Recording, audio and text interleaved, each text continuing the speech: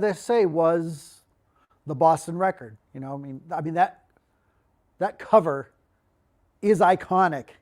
You know, like running up this, you know, the Capitol steps. It was just not even. It wasn't even the Capitol steps. It was from the Commons. It was the only way you could really, you know, I don't think we could storm the Capitol steps without getting arrested. But we did that picture. I don't know how many times we had to do it to get it right. I just remember we were all hanging out when, you know, we got it was going to be a photo session of some sort. Phil, Springer's brother, was going to shoot it, Phil and Flash. So we had, you know, 15, 20 of us, you know, all the Marblehead guys showed up. It was like a Saturday afternoon. You know, we were all there, the full Boston crew in full force. Yeah, I just remember, you know, someone came up with that idea of running up those stairs and charging.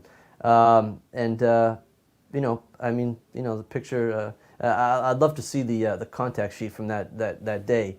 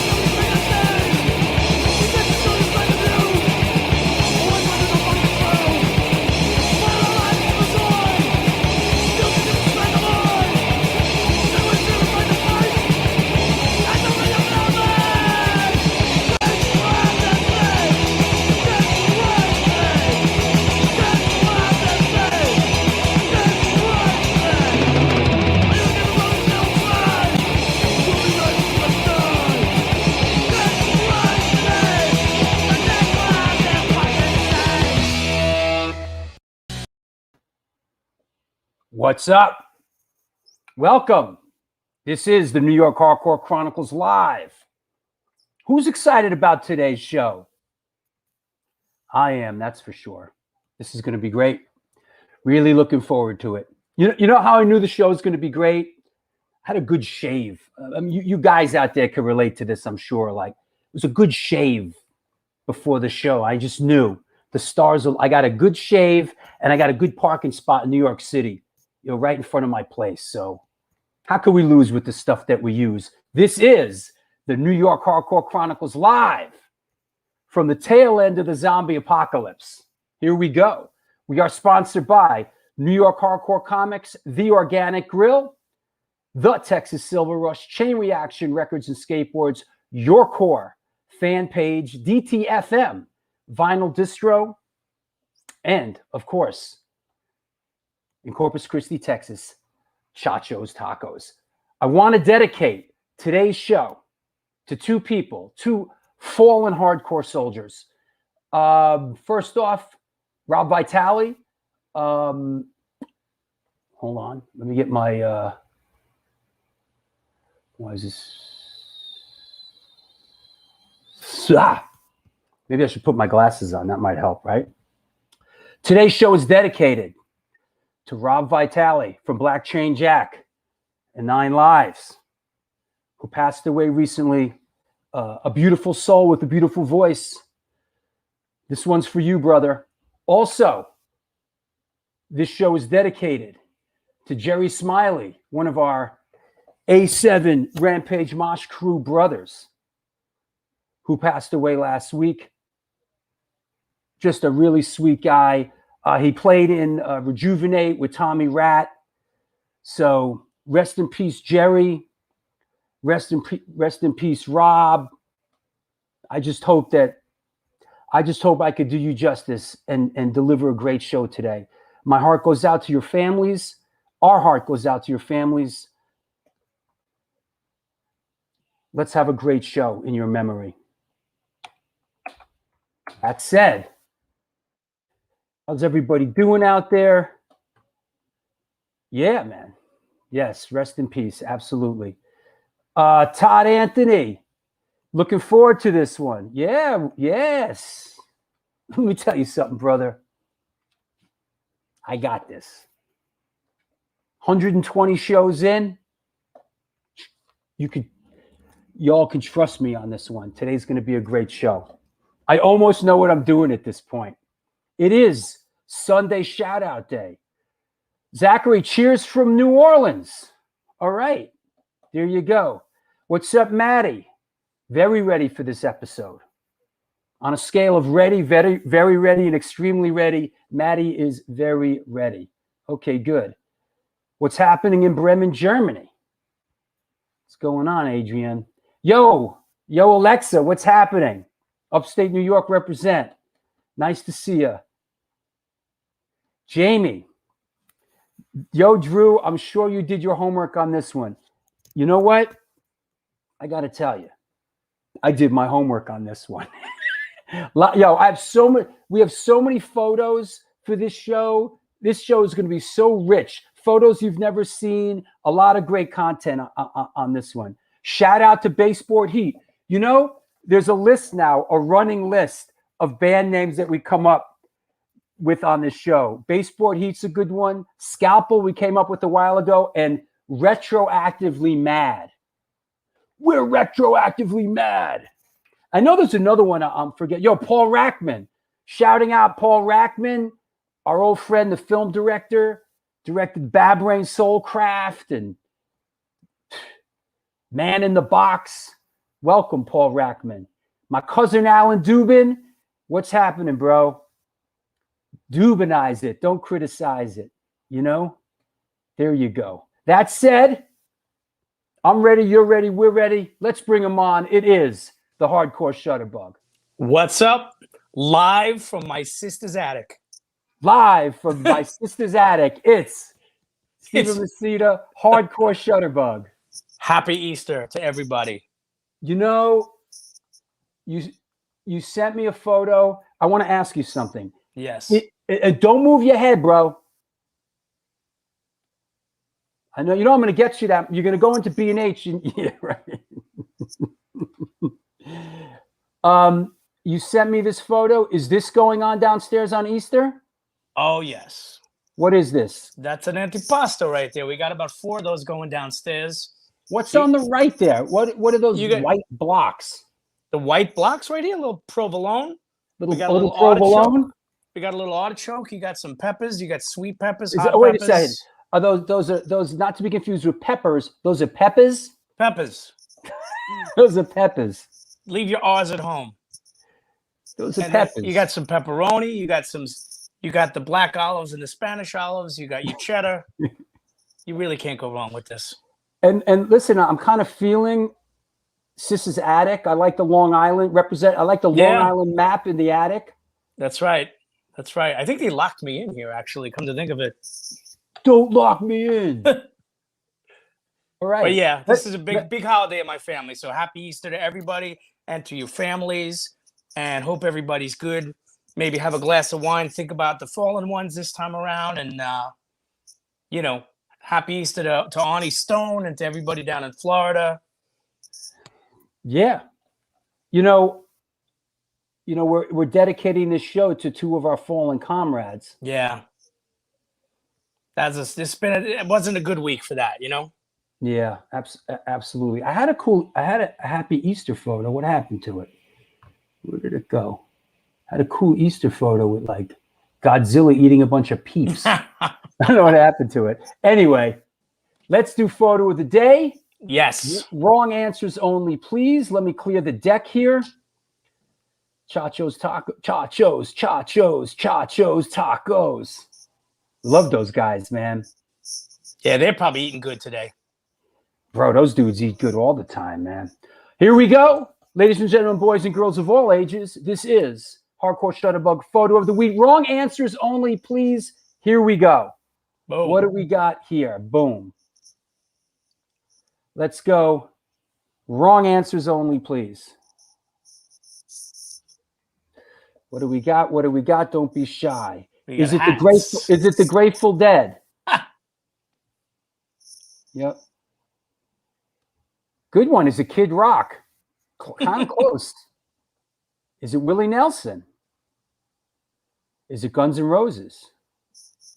Daryl Kahan, Citizen's Arrest. Is it the Knack? The Knack. Nice. My Sharona. Good girls don't. I keep on telling you, good girls don't, but I do. Yeah. I kind of got on a Foreigner kick for some reason. Like, we got up in some Foreigner. Oh, those early Foreigner records are good, man. I'm just a dirty white boy. Dirty white boy. Yep. Is it ZZ2? Wouldn't that be? Hey, Kevin, look what Kevin. What's up, Kevin? Look what I'm wearing, Kevin. What? Got my special for the show, my handmade. We all know that handmade hardcore shirts rule. So it's a throwback. It's my handmade A7 Rampage Mosh Crew shirt. Is it? Oh, this is a good one. Is it? Is it the cast of Gunsmoke? There is some hat business going on. Is it the hip replacements? Hey, Michelle, what's up? Is it the Cockney Rejects? Is it Men Without Hats? That's Men with Hats right there. Is it Menudo? Haven't heard Devo yet today. Yeah. Is it Great White? Okay. Is it Antidote? Oh. Hey, we're Antidote NYHC now. So That's right. I don't know if that. I don't know who this Antidote band you're talking about. By the way, world premiere of the Antidote NYHC video on this show today. All a minute and 10 seconds of it or something. Is it Men Without Hair? No, that's us. All right. Finally. Is it the Blue Man Group? All right, wait, there's hold on, you sent me a couple of these, right? Yeah. Yeah. Yeah.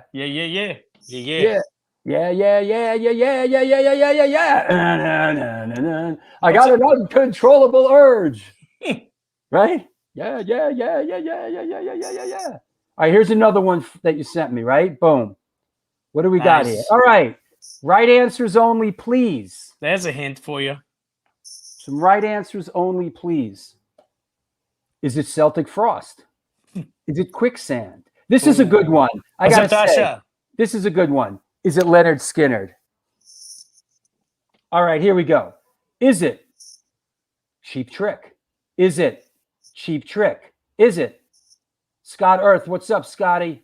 Silence equals death. Is it? Wow, it's coming in fast. Is it Cheap Trick? Is it Expensive Trick? Is it David Lee Roth? Is it Cheap Trick? Is it the Allman Brothers Band? Is it Ted Nugent? Is it Cheap Trick?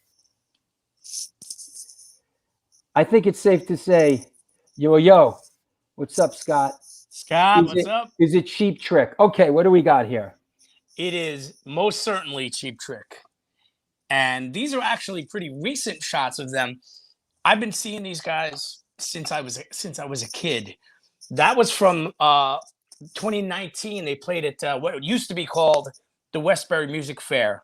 They've changed the name now to some bank. Wait, is that Westbury Music Fair? Is that the place in the round? Yeah. Oh yeah. Yeah, but they changed the name. Now it's called like the NC, whatever bank name, Theater Westbury. There he is. Is that you and Dude? That's me and Robin Zander. That was at the Chiller, actually. Oh, that wasn't at the show? No, this is actually a couple of years. Stop moving your head. Stop moving your head.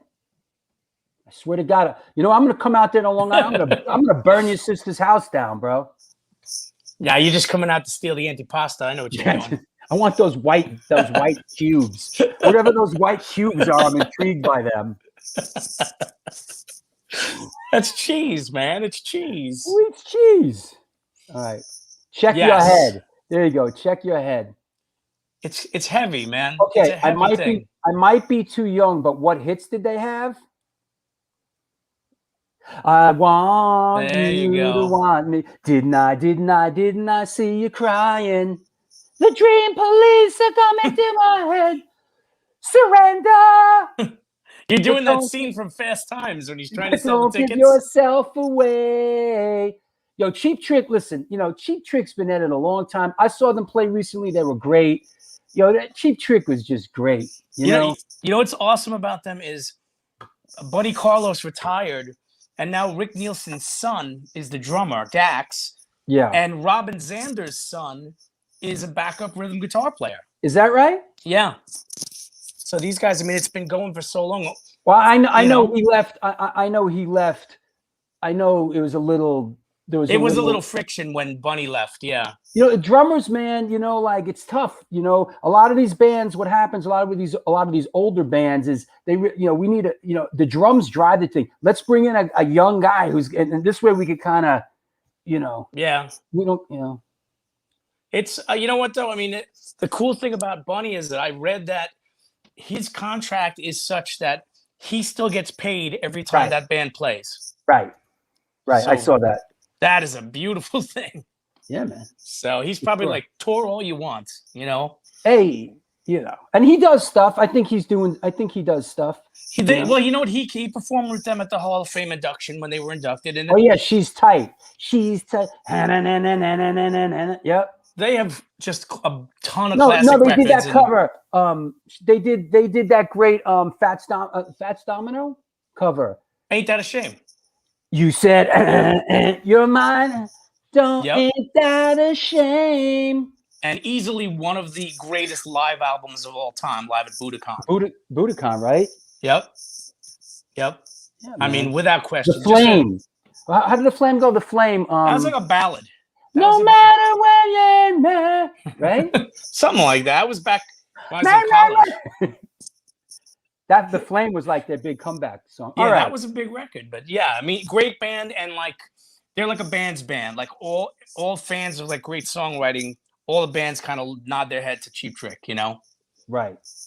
But George Martin actually was a big fan of theirs and produced some of their stuff. Yo, big shout out. It's Sunday shout out day to Arnolfo and his brother Mike, Chacho's Tacos. Chachos. You know what? While we're here, hold on. Where's my? While we're here, I got a shot. Hold on. Jeez, man.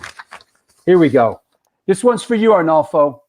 Chacho's Tacos, located in Corpus Christi, Texas, opened their doors in 2001, home of the almighty Chacho's Taco. They cook up an incredible home-style Tex-Mex food, and this month they're celebrating their 20th anniversary.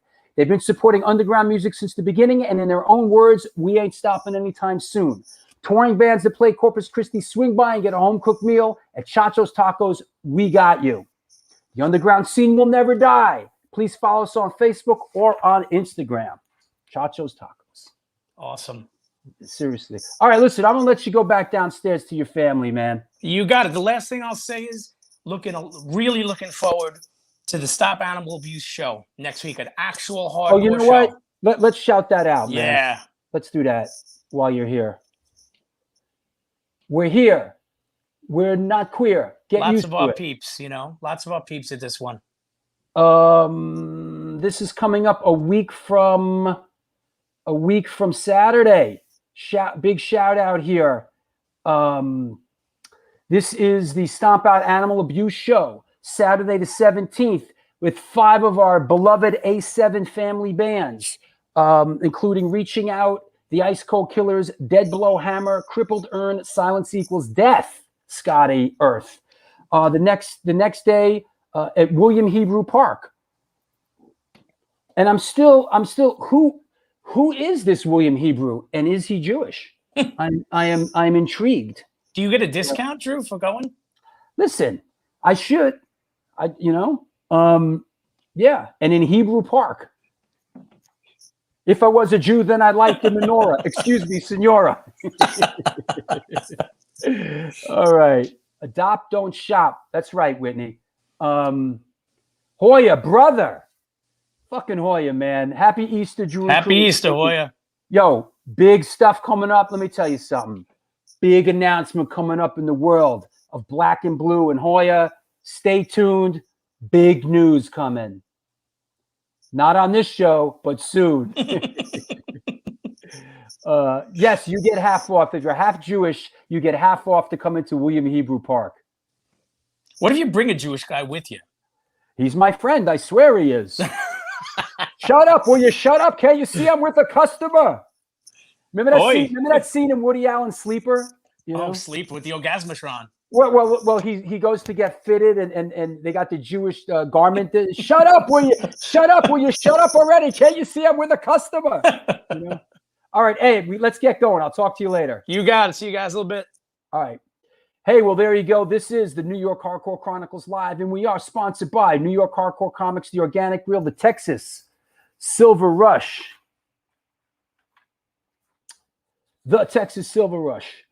Chain Reaction Records and Skateboards, Your Core Hardcore fan page, DTFM Vinyl District, Distro, and Chacho's Tacos. That said, you know what? While we're at it, also, all my patrons out there, yo, this Saturday we're going out on a walking tour. If you are one of my patrons, one of our patrons, if you support the show, if you're not a friggin' lurker, and you support this show, if you're wondering how to support the show, we're going out on a music and cinema walking tour this Saturday. If you are a patron, come out with us. It's going to be fun. Rat Bones is going to come out. Smoke pot with Rat Bones, if that's your thing. Rat Bones, the whole gang will be there. It's 6 hours. We're going to stop. We're going to eat nasty ass New York pizza. We're going to do a lot of cool stuff on the walking tour. All patrons are welcome. If not, hey, join the Patreon page and support this show. Please. Please, please, please, please. Yes, Whitney. Well, there'll be one in May also. We'll do another one. We'll do another one. I wish you could go too, Chico. What's up, Samuel? So that said, let me clear the deck. What the heck? Let's clear the deck. Let's bring our guest on. Let me clear the way. All this stuff. All this stuff. Let me clear it. Clear it. All right. That said, you're ready. I'm ready. We're ready. Here we go. That said. Is everybody ready for this? Boom. Time to. Here we go. Today's guest is an American bassist, guitarist, and songwriter hailing from the Bay State of Massachusetts. He is known for his work with the band Gage, but is best known as the principal songwriter and leader of the first wave straight edge hardcore band Society System D Control, aka SSD Control, and eventually known as SSD. Please welcome, coming at us from Revere, Massachusetts, Mr. Al Lethal Barill. Hey, man. Hello, Hello, brother. How are you? Thank you for inviting me on the show, because I know originally we talked about this for a long time. I'm honored that you're on the show, and we're gonna have a good time today. I'm really. We had such a good time, you and me, when we did the tech check. You know, it was great. Definitely. I'm nervous today a little bit, and it's been a rough day, but I'm gonna pull it together. Well, listen, we'll loosen it up. We'll loosen it up a little bit. Let's start with this. How did you come up? Was there music in your household? Tell us a little bit about how you grew up and what was your family life like? Yeah. So I have a sister and mother and father, and really I can't say my household was musical. My mother and father did have a home stereo, this big wooden structure, but I never really heard them listen to it much. Mainly I'd go in there, and it's a wooden console. I'd go in there and see the wreckage in there, and they now were that's this monstrosity, right? That's that monster. So I'd slide that door, and there'd be like maybe 25 albums in there by like Sergio Frankie, Jerry Vale, Tijuana Brass, bunch of bullshit, Nothing I was going to listen to. Yeah, Herb Albert, the Tijuana Brass, right? Yeah, I'm not insulting them. They're all right. Anyone that writes a song is great. I'm just saying, this was definitely my parents' generation. Probably some Benny Goodman in there and some big band shit or something. I'm just saying. I think I've examined music a lot, and I think I think everyone everyone's everyone who grows up has their kind of music musical thing, and obviously that wasn't mine, what my parents were doing. Plus I never heard them play it at all. It just was like a piece of furniture in the room. I like you. But, you told me that the records were like still in the plastic, right? Yeah, my parents were one of those.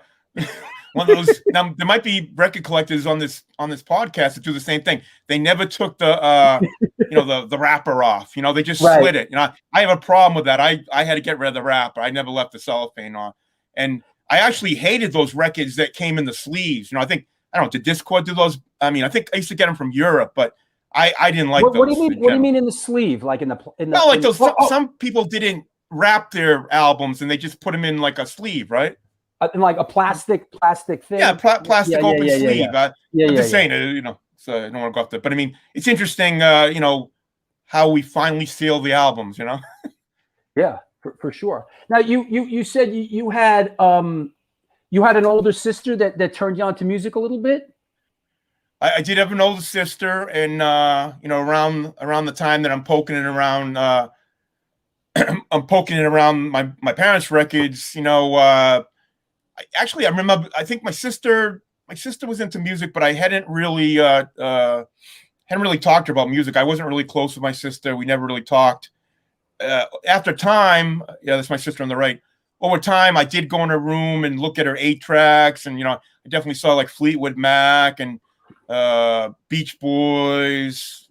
Real Chicago. She took me to my first concert in Chicago at the Boston Garden. Wow. And was a real key I remember the album that came out with Chicago was like If You Leave Me Now. Sure. That song is a brown album cover, and I remember seeing it on the shelves and thinking, it wasn't like particularly interesting cover. It's like brown, I'm not a big brown guy, but all their covers were like basically the same, They were, but it was like the colors changed or something, right? Yeah, that was their big fucking gimmick, right? I gotta admit, though, I mean, even though I thought I wasn't really excited in the concert, like I think I said before, the seats my sister got me were behind the stage, which is a whole nother story, because my first concert, I got to go behind the band and sit behind them, which, it's not a great impression. I mean, I would have liked to be. This was Chicago? Chicago at the Boston Garden, and like they sold. I knew nothing about concerts. Right.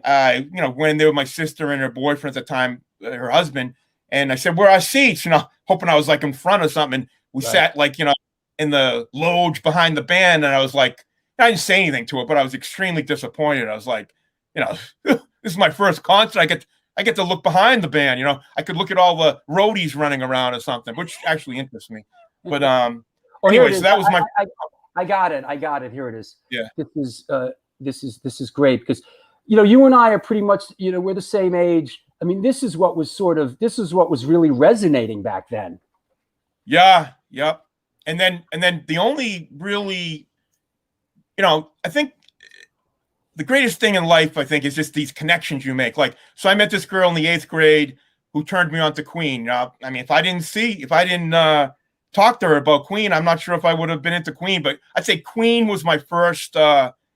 The first band that I connected with. It was right around the time Bohemian Rhapsody came out. I remember seeing the video there was a Saturday morning TV show, Dale Dorman, who's this, every town has this DJ, and he was our DJ on 68 RKO or MEX, some AM station. FM hadn't really migrated into my orbit yet. But anyways, Queen, and I saw the video, and I was like, I saw that video of the 4 guys like looking at each other, singing like, Galileo, whatever. And it was like, wow, this is kind of cool, So that was my band. And I went on, that was like my first concert really, I in 77, I saw him twice, I believe. And my friend, I think, had his license then. I didn't get my license in 78, but 77 was a kind of a little bit of an experimentation year. So I got to go to Boston Garden. I definitely saw him twice. I think Thin Lizzy opened up. Wow. Opened up from that's a good one. And I think the Road Apples were the other time. I mean, I was still trying to figure out about this opening act thing, like who, the Road. I mean, I never heard of them, but I always wanted to know who the opening act was, because no one was in this, people back then, there was no one in the audience when that opening act typically went on, you know? Well, back then, the opening act thing was weird. When you go to an arena and the opening act, it was very strange. It was like, it was confusing for a young kid too. Like it was, because it was, you could tell it wasn't like the act, you know, like people weren't cheering, and, you know, it was like almost like the lights could have been on, but they weren't, you know. It was like, it was different. You know, I want to, so, okay, let's go on, because I want to mention, hold on, I'm looking for we have so many great photos to go with here. So, but so anyways, in the 70s, you know, 75, 76, 77, I was just kind of trying to feel my way out, you know, and also, you know, still playing sports at the time. You know, I played Little League baseball all the way up till I think Little League ended around 13 or 12 or 13. And then I moved on to senior league, you know, for another couple of years. And I was playing hockey at the same time. So, you know, I couldn't fully commit to anything really. I was juggling a lot of balls at the same time, and, you know, still under this spell of my parents typically. Although let's talk about hockey for a second. And, you know, when I have a couple friends that are, you know, Astoria Lou and Mark Levine, big hockey guys. And Mark Levine was telling me how, when I said you were on the show, and what he said to me was, back then, Massachusetts had sort of throughout in the country, they had the greatest sort of like junior hockey league in the country, like for kids. Massachusetts had an incredible sort of young league for kids. And you played a lot of hockey growing up, right? Yeah, I can't. Well, I don't know about the rest of the country. I only can speak for my area. So I started, you know, Bobby Orr was a big figure in this area. Anyone in Boston will tell you that there was an outgrowth of hockey growth as a result of Bobby Orr and the Big Bad Bruins of the 69, 70 teams, 71, 72 team, that whole era around that time. And I don't know if that's why I became a hockey player, to be honest. I don't really, I remember the Big Bad Bruins, don't get me wrong, but I don't know if that's because I always wanted to be a goalie, to be honest. And my parents wouldn't let me be a goalie. So I can't say I got what I wanted, really, you know, because I really wanted to be a goalie. And I remember, this is how you talk about that organization. I just know I played the first year of what was called Lynn Youth Hockey. So I was Lynn Youth Hockey. Yeah, it was a Lynn Youth Hockey. Before that, I think they had one team maybe for the area called the Lynn Jets. But when I started, it started to be like a league, you know, like maybe 8 teams or 6 teams that first year. And we played in an outdoor rink. This is a funny story. We played in an outdoor rink, you know, it wasn't indoors. And we also, the guy who at the time actually, he like took like an alarm clock and he modified it, you know, with a plunger on the top. So it was very, you know, kind of crude at the beginning, and I was a little tiny kid, you know. I think my parents were afraid I was going to get hurt, but I wasn't afraid I was going to get hurt. So yeah, I think I played pretty much, you know, right till my end of my eligibility. And then also, you know, the high school team I played, and had some issues my junior and senior year with the high school coach. And so it ended kind of unceremoniously, I guess the best way to put it. And it ended kind of quick too, abruptly. And, you know, I think that's maybe why I shifted a little bit maybe towards music. Right. I mean, I wish I could have continued to play, actually. I mean, I love the sport and I loved everything about it, but this is the Lynn Youth Hockey, the Rockets. Yeah, the Rockets. That was I remember that team, the Rockets. My time in Lynn Youth Hockey was interesting. Let's just say. I mean, I have one famous story that I think it's worth telling. But I played that team right there. I remember trying out for that team, and I think when I tried out, a guy came skating down me. I knocked the kid out like during the tryouts. It's like laid him out. so I immediately the coach picked me. Now I was not some big oaf. I don't want to give. I was a guy that would punish you, but I also scored goals. So I wasn't just. Were you a forward? Well, that's the real push. I was a defenseman and forward, and every like this was a traveling team, you know, like an all-star team, whatever. Right. And every team that I joined, you know, based on what their needs were, I'd play the defense or forward.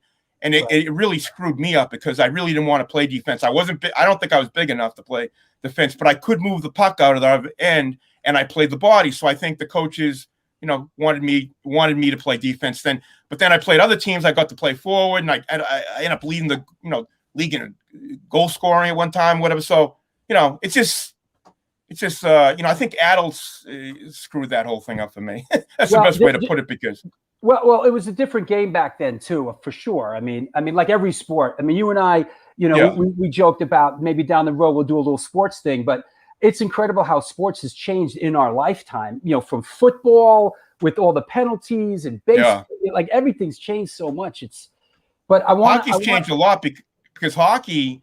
Hockey. I got it. The sport's faster now. It's definitely a faster game, but it's not like it's not the same game. When I watch it, it's just not the same game I grew up with. I just want to touch on this a second, and how sort of your hockey background sort of carried on into the band stuff and the hardcore stuff. Because I remember this guitar. Yeah. Well, I never shied away from my roots. That's the one thing you can say, whether it be musical or sports. And I'm not gonna say I like to fuck with people, but I like to fuck with people. So I didn't mind doing. I'm sure there was someone out in the audience at some point looking at that guitar, thinking like, "What is this guitar about?" So whatever. It was. It's real. I don't remember you playing that guitar that often. Am I wrong? I know we played it when we went out west. I know that because that picture's from the West Coast tour. So I see. That guitar was in use in '83. I know that, and '84. I think it was on the '84 album, which is How We Rock. So got it. And actually, it didn't sound. I don't like the way it sounded on How We Rock. So I'm not. Was that a Les Paul? No, see. I want to jump in there when you had the Rick Nielsen picture up earlier.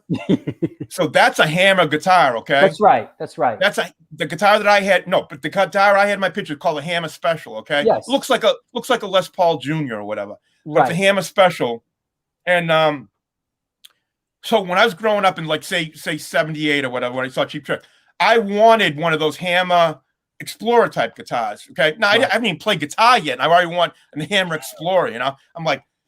So I remember I ordered the Hammer. I called Hammer up or whatever. I asked for the catalog. I remember getting the catalog and saying, "Man, how the fuck am I going to get this guitar?" I just it was like a stretch goal. Well, first you got to learn how to play it. Then maybe you can buy the guitar. I was thinking I should buy the guitar and then learn how to play it. But I was like, somehow I'm going to fucking learn how to play guitar. I'm going to learn how to play his Hammer. But anyways, it didn't really work out that way.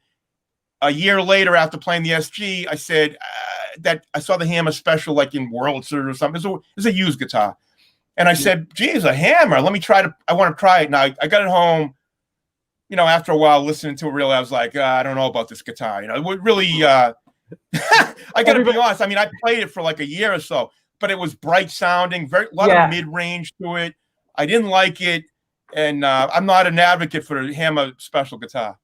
Of course, some of our bring on people like Mark up in Canada. Yes, bring on the gear talk. We got a lot of and Nancy and Nancy chimes in. That photo was Philly. Philly? That's what she said. Yeah, but it could be. It's around that time. Whatever. I know I know the guitar made it to the West Coast. That's all in '83. That's all I know. Hey, I want to talk to. We talked a little bit about the culture that we grew up in. And you felt like this was very important. Tell us about this. So the next big step in my musical thing was, I had my mother had that big wooden thing, which I really couldn't listen to music there. Then I got a home stereo with, I think an 8-track thing in there, and I used to make the party tapes or whatever. You could record on these 8-tracks if I remember correctly. Mm-hmm. And so I put the album on, make a party tape, or I believe I did. Maybe I'm mixing up with cassettes, but I believe I could record on the 8-track. But anyways, the car, 78, getting my license, like freed me up to like really crank the music up. The best way I could put it. Anyone maybe from the suburbs maybe knows what I mean. But once I got in that car, that volume went up, and I was in my little space. And so I'd say 78 is really when I fell in love with music. Until that car stereo, and that was a Pioneer Super Tuner. That was my first car stereo, and those are Jensen triaxial speakers. I think they went for like $60 a pair or something. And they weren't like top of the line, but for the time, I think they were pretty good. And I think that Pioneer Super Tuner was on like a sliding bracket, and I think it actually made it into like the next vehicle, but then it got ripped off. Someone came into that next vehicle and ripped off that sliding bracket and took the stereo. So yeah, that was a thing. Like you had to take your stereo out of the car because people steal these friggin' things. Can you imagine like kid today, like, or anyone probably, that's a story right there they never heard of, right? Taking your car stereo with you, like they pulling it out with the handle. That. You pull it out of the and then you like bring it home. Yeah. Oh, here it is. Lenny from Crazy. It's a Benzie box. It was called. You have the Benzie box. Okay. That's what it was called. But I mean, I don't even like. I mean, I guess it makes sense to take it out so people don't steal it. But I mean, like people today don't steal them, so I do. I don't know. Maybe they do. I don't know. Anyway, that was a Chevy Malibu. I believe that's not the actual car, but that pretty much what it looked like. And here's another bad story. I'm going to tell stories, but people are probably going to say they're going to get an idea and say, "Wow, he really is an asshole." But that Malibu, my parents just get that Malibu in like probably 76 or something. By 77, I think I hadn't got my license, but I had my permit, and I started to like plan my stereo out. And never forget it. Like I started like cutting holes in the doors and cutting these big holes in the doors. And I mean, at the time, I said to myself, "Why are you doing this?" And I said, "I'm doing it because the bass will be enhanced if I cut the hole in the door. I'm going to increase the bass response." So I cut my mother's door apart and ruined the car.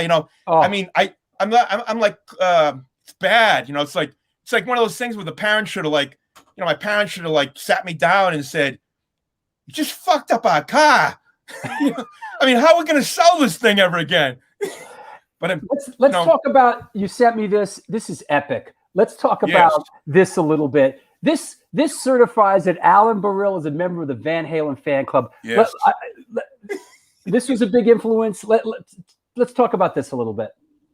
So my influence is definitely Cheap Trick, AC/DC, Van Halen. Van Halen, that first album came out. They played the Orpheum. I slept out in the Orpheum. Orpheum is like a 2,000 seater in Boston. It's like a theater, I guess you'd call it. Yep. And so I slept out. There's an alleyway there. I slept out. I had like, I think I had $400 in my pocket, and the tickets were like $850 or $750. And I bought the first 3 rows of that Van Halen concert. Wow. So the Orpheum set up with left center, right center. So I think I had like the whole first 3 rows left center. And so that was 1979, and that concert was 79. It was like right at like high school graduation, 79. So I think I took basically the whole city of Lynn to see that concert. And I ended up scalping maybe like 4 of those 30 tickets, and I scalped them for like $40 at the time. I thought I was making a kill. I was just a part-time scalper too most of the time, and I thought I was like making a killing. That was like 4 times. That's like 5 times face. So that's a good deal. And so, but I tell you one story about sleeping out, and I know other people, but that was the last time I slept out for a concert. And I said, music is not that important to sleep out for overnight for a concert. I don't give it, even though I had those first 4 rows, I never made that sacrifice for rock and roll again. Let me point out that back then, Don Law and guys like that, like let's talk a little bit about how, concerts back then especially in Boston it was so regimented. It was so gangster, Well, it was definitely closed, like I think, it wasn't an independent promotion. There was no, and I think every town probably locked up like that. I don't know for sure, but I believe most towns were locked up by a particular promoter. I mean, Don Law had Boston locked up. And I remember growing up thinking like, man, how can I take him on? I was really thinking as like a 19-year-old, how can I I'm sure I'm not the only guy. Sean McNally was probably doing the same thing, and 100 other people who were promoting shows. Everyone, wanted to like, I'm not saying piece of it. I don't, I want more accessibility to concerts, independent people were bringing in different artists and stuff like that. And he was putting like AC/DC in the clubs where you ought to be 21. It was a tough time. I never really, I thought music growing up was for young people, and yet I constantly finding bands that I had no access to, So I think that's the best message, is that kids did not have access really to music as much as you might think, And did that inspire you to pick up a guitar and start a band? Oh, absolutely. I mean, I'd say that was my biggest inspiration. Just was like, I'm gonna try to change things. Like, I mean, first I was thinking like, could I actually open up because I got, I am not the kind of guy that says, oh, I want to play guitar and go up on stage, and I mean, all those trappings weren't necessarily things that attracted me. What attracted me was I want to go up there and be different and change things. Honestly, I mean, I never was attracted to that high school, guitar band guy playing in the cover band. I nothing to do. I never played other people's music. I mean, when I learned to play guitar, I learned like 2 or 3 songs by. I learned the Ramones. Can't think of the song right now, but it's like a key song. I learned a Ramones song, like maybe a Clash song or something, and maybe Van Halen. I learned. You Really Got Me? Nah. I'll remember these. Hold on a second. But anyways, I learned like 3 songs. This guy Charlie was my guitar teacher. He taught me these 3 songs, and then I kind of like said, okay, that's it. I don't really want to like learn other people's style, other people's songs, other people's anything. So I was all about original. So my idea was I'm gonna play guitar, and I'm gonna like create something original. I mean, that was the whole point. Something that maybe hadn't been done before. I had this idea of a very physical kind of rock, like, I mean, I think people saw me play, know that I was trying to be like, I saw like, Rick Nielsen from Cheap Trick, and believe me, he's probably the most physical guitar player I've ever seen at that point. Yeah. And I said, wow, I like the way he plays guitar, and I said, I just like his energy. I like everything about it. I go, maybe I can, take that and kind of build on it and change it in a different way. And I added those drop kicks, Hey, I want to throw the flag here, and I want to bring Sid the Kid. I want to bring Sid the Kid on. What's up, Sid? What up, guys? What's going on? Hey, we're gonna before we get into the band that Al formed, we want to quickly, and I know this was a big influence. I wanted to bring you on. Let's talk about this. Is record of the week, Sid. Let's talk about this a little bit. Go ahead. I mean, hey, today's one. I wanted to throw a curveball at everybody, especially with Al, but I know this does resonate with him. And obviously, if you guys don't know, this is AC/DC's 3rd record entitled Let There Be Rock. I believe this was recorded from January into February of 1977 and was later released on March 21st of the same year. It was produced by, I believe, Harry Banda and George Young, who was also Angus and Malcolm's older brother. Of course, was a major inspiration why this band even exists in the first place.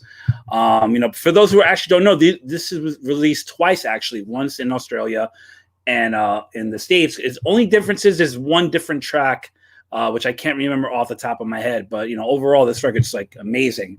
This was actually also Mark Evans' last album with the group before Cliff Williams took over on bass duties.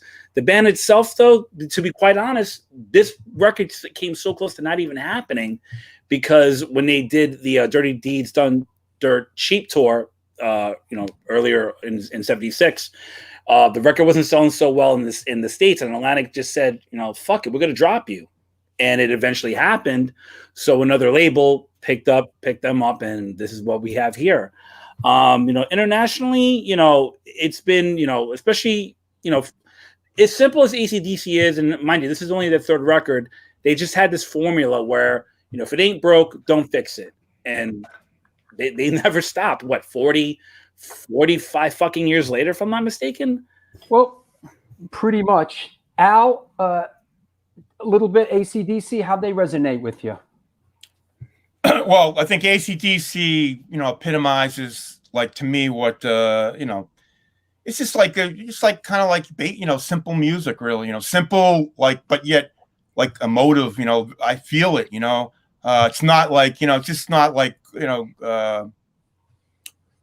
it's not like typical heavy metal hair bear kind of thing. To me, it was very, just resonated with me. I don't know what, I mean, they weren't popular, super popular, No. when I did discover them. But, I think with a little bit of promotion and the labels getting behind them and touring, I mean, obviously people caught on to it, that they're a great band, but I mean, they weren't popular. And what Sid said, those early albums, I don't think sold well at all. And I think record labels didn't know what to do with it. I mean, I remember buying Circus Magazine. I was a subscriber to Circus Magazine, sometime in the 70s, not probably mid 70s, I imagine. So that was my conduit to see what was going on. So I used to get the articles on Cheap Trick, AC/DC, and they were talking about those bands like, lumped in with the new wave bands or like the punk bands. And, it was like a confusing time because I think people, record execs or record industry people didn't know where to put Cheap Trick and AC/DC. Yeah. They weren't like, the Led Zeppelin kind of thing, but at the same time, they also didn't know what to do with Scorpions and all the really metal bands. It was a kind of a different time. I mean, probably didn't even know what to do with Black Sabbath really when you get down to it. I'm sure they didn't sell that many records early on. Hey Sid, you got a show today? You want to shout it out? Actually, well, it's not today, guys, but it's this coming Wednesday. Because of course, with everything what's going on, obviously pandemic and whatnot. I'm going to be going into the to get my second shot. I'm not going to be feeling so good, as they say, but I'll have time, obviously, to do the show here this coming Wednesday. If you guys want to check it out, go to mixlr.com/SDK sound system. All the info is right there, as you can see on the flyer. And I plan on playing some new stuff I've been grabbing here and there. People have been sending me recommendations. Check this band out. It's kind of like a rabbit hole. And of course, there'll be some stuff that you probably never heard before. You're like, holy shit, what's this band? I mean, I try to play more of the newer stuff, Drew. Like, we love the classics. Don't get me wrong, but once in a blue moon, I gotta throw some new blood in there, man. Once in a blue moon. All right, Sid. Thank you, bro. All righty, guys, and thank you, Drew, and thank you all for doing this. I can't wait to see the rest of the show. It's gonna be really amazing. And happy Easter, everybody, and take care, guys. Yeah, thanks for all the record stuff you do. It's good work. Cheers. Yeah, Al, I got to show you something, man. Yeah, I got. Where is this? This is great. This is incredible. I still have this in my possession all these years later, and I'm going to show you something. We're going to have a chuckle on this one. This is dated Friday, May 7th, 1982. And what happened was, if I remember correctly, we were all, this is, when Boston Crew in full effect, the call went out, led by you. And you said, we have to go see the AC/DC film, Let There Be Rock. And I still have the stub. This is it. It's in my stub collection. And look at this. I have ticket number 41, 12 midnight on Friday, May 7th. And it was at the Sac Cinema. And I remember it was in a place, for those that are not from, a place called the Combat Zone, right? And we went. I remember the whole Boston Crew went. You were like, we have to go see this. This was mandatory Boston Crew viewing. And like 15 of us went, 15 skins went to go see the Ace at midnight, went to go see Let There Be Rock. I didn't remember that, to be honest. Oh yeah, man. I mean, vaguely remember an AC/DC film, but yeah, I didn't. That's a great story. Yeah, I can't believe that I rallied everyone together.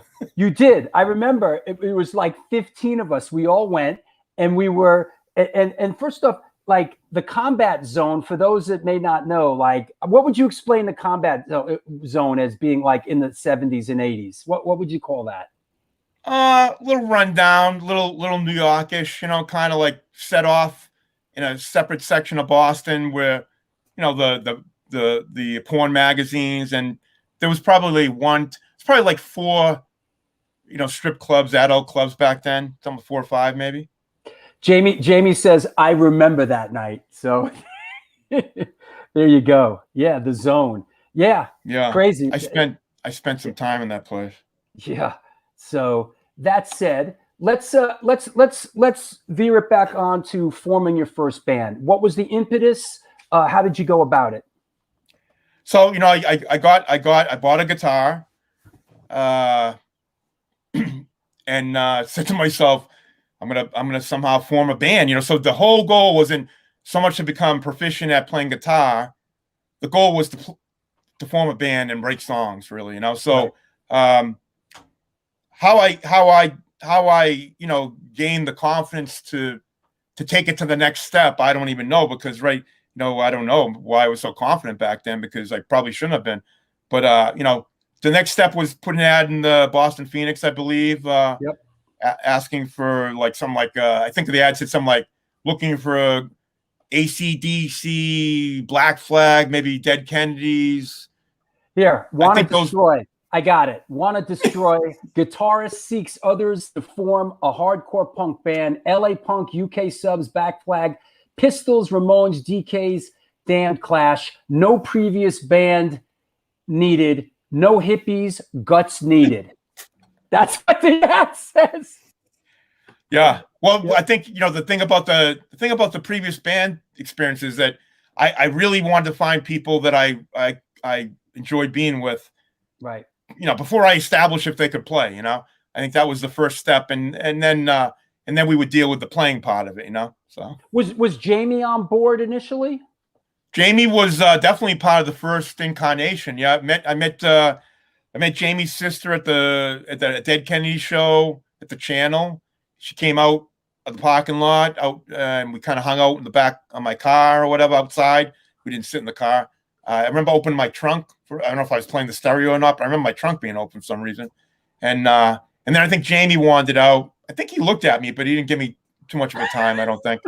And I think he looked at me and said, I'm going to fucking play with that guy probably or something, whatever. But then then he went home. I think I called his sister maybe, or maybe, I don't think I called her right away, and I don't, it was a little like gray there. Like, was I calling his sister? Was I calling him? Truth be told, I was calling Jamie. although his sister, I liked his sister a lot, but I was after Jamie.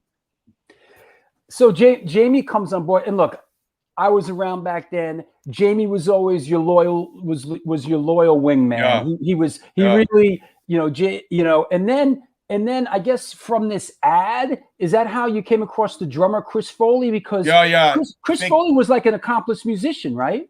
I don't think at the time he was. I mean, he probably wasn't he lived in Wellesley, which is, I think an hour outside of Boston. So from where we practiced in Lynn, it was at least an hour and a half, 2 hours with traffic to get there. And he, Chris was 15, probably 14 or 15. He had to hop on like 3 trains just to get to Jamie. And then Jamie would drive him to Lynn. Jamie would actually meet Springer and Chris simultaneous. Jamie's job was to go to Wellington Circle, and Springer and Chris would come in from the suburbs. Jamie would pick him up, drive to my house. I mean, to be honest, all I had to do was sit in my house and wait for him. I think Jamie deserves, a ton of credit for putting up with that. And then, Chris and Springer, Chris and Springer, it was a little subtle. Chris and Springer deserve a lot of credit for making it to Jamie's point. And when, some days Springer didn't show up, I didn't give a fuck either. So we still practice. But the point, sometimes Springer, like if Jamie could tell stories about that, sometimes Jamie would call me up. I don't know where Springer is. I'd be like, well, how long are you waiting there? I've been there for half an hour. I go, fucking get in the car and come. We're not waiting any longer. So, I mean, that would be a conversation every once in a while. And, I never really let that bother me. But anyways, Chris is probably the hero. I mean, Chris could have, if Chris quit after 2 or 3 practices, who knows what would have happened, So I really give those guys the credit for sticking with it, because I'm not going to say I wouldn't have kept stuck with it, because I probably would have. But, it's just, I think those 4 guys are special, and it was a special romance. So, when I think of SSD, that's those 4 guys and Francois who came in. Yeah. I never thought of it could be anyone else, to be honest. I never ever thought it could be another singer. I don't think it could be another drummer, another bass player, and who knows about me. But I want to share this.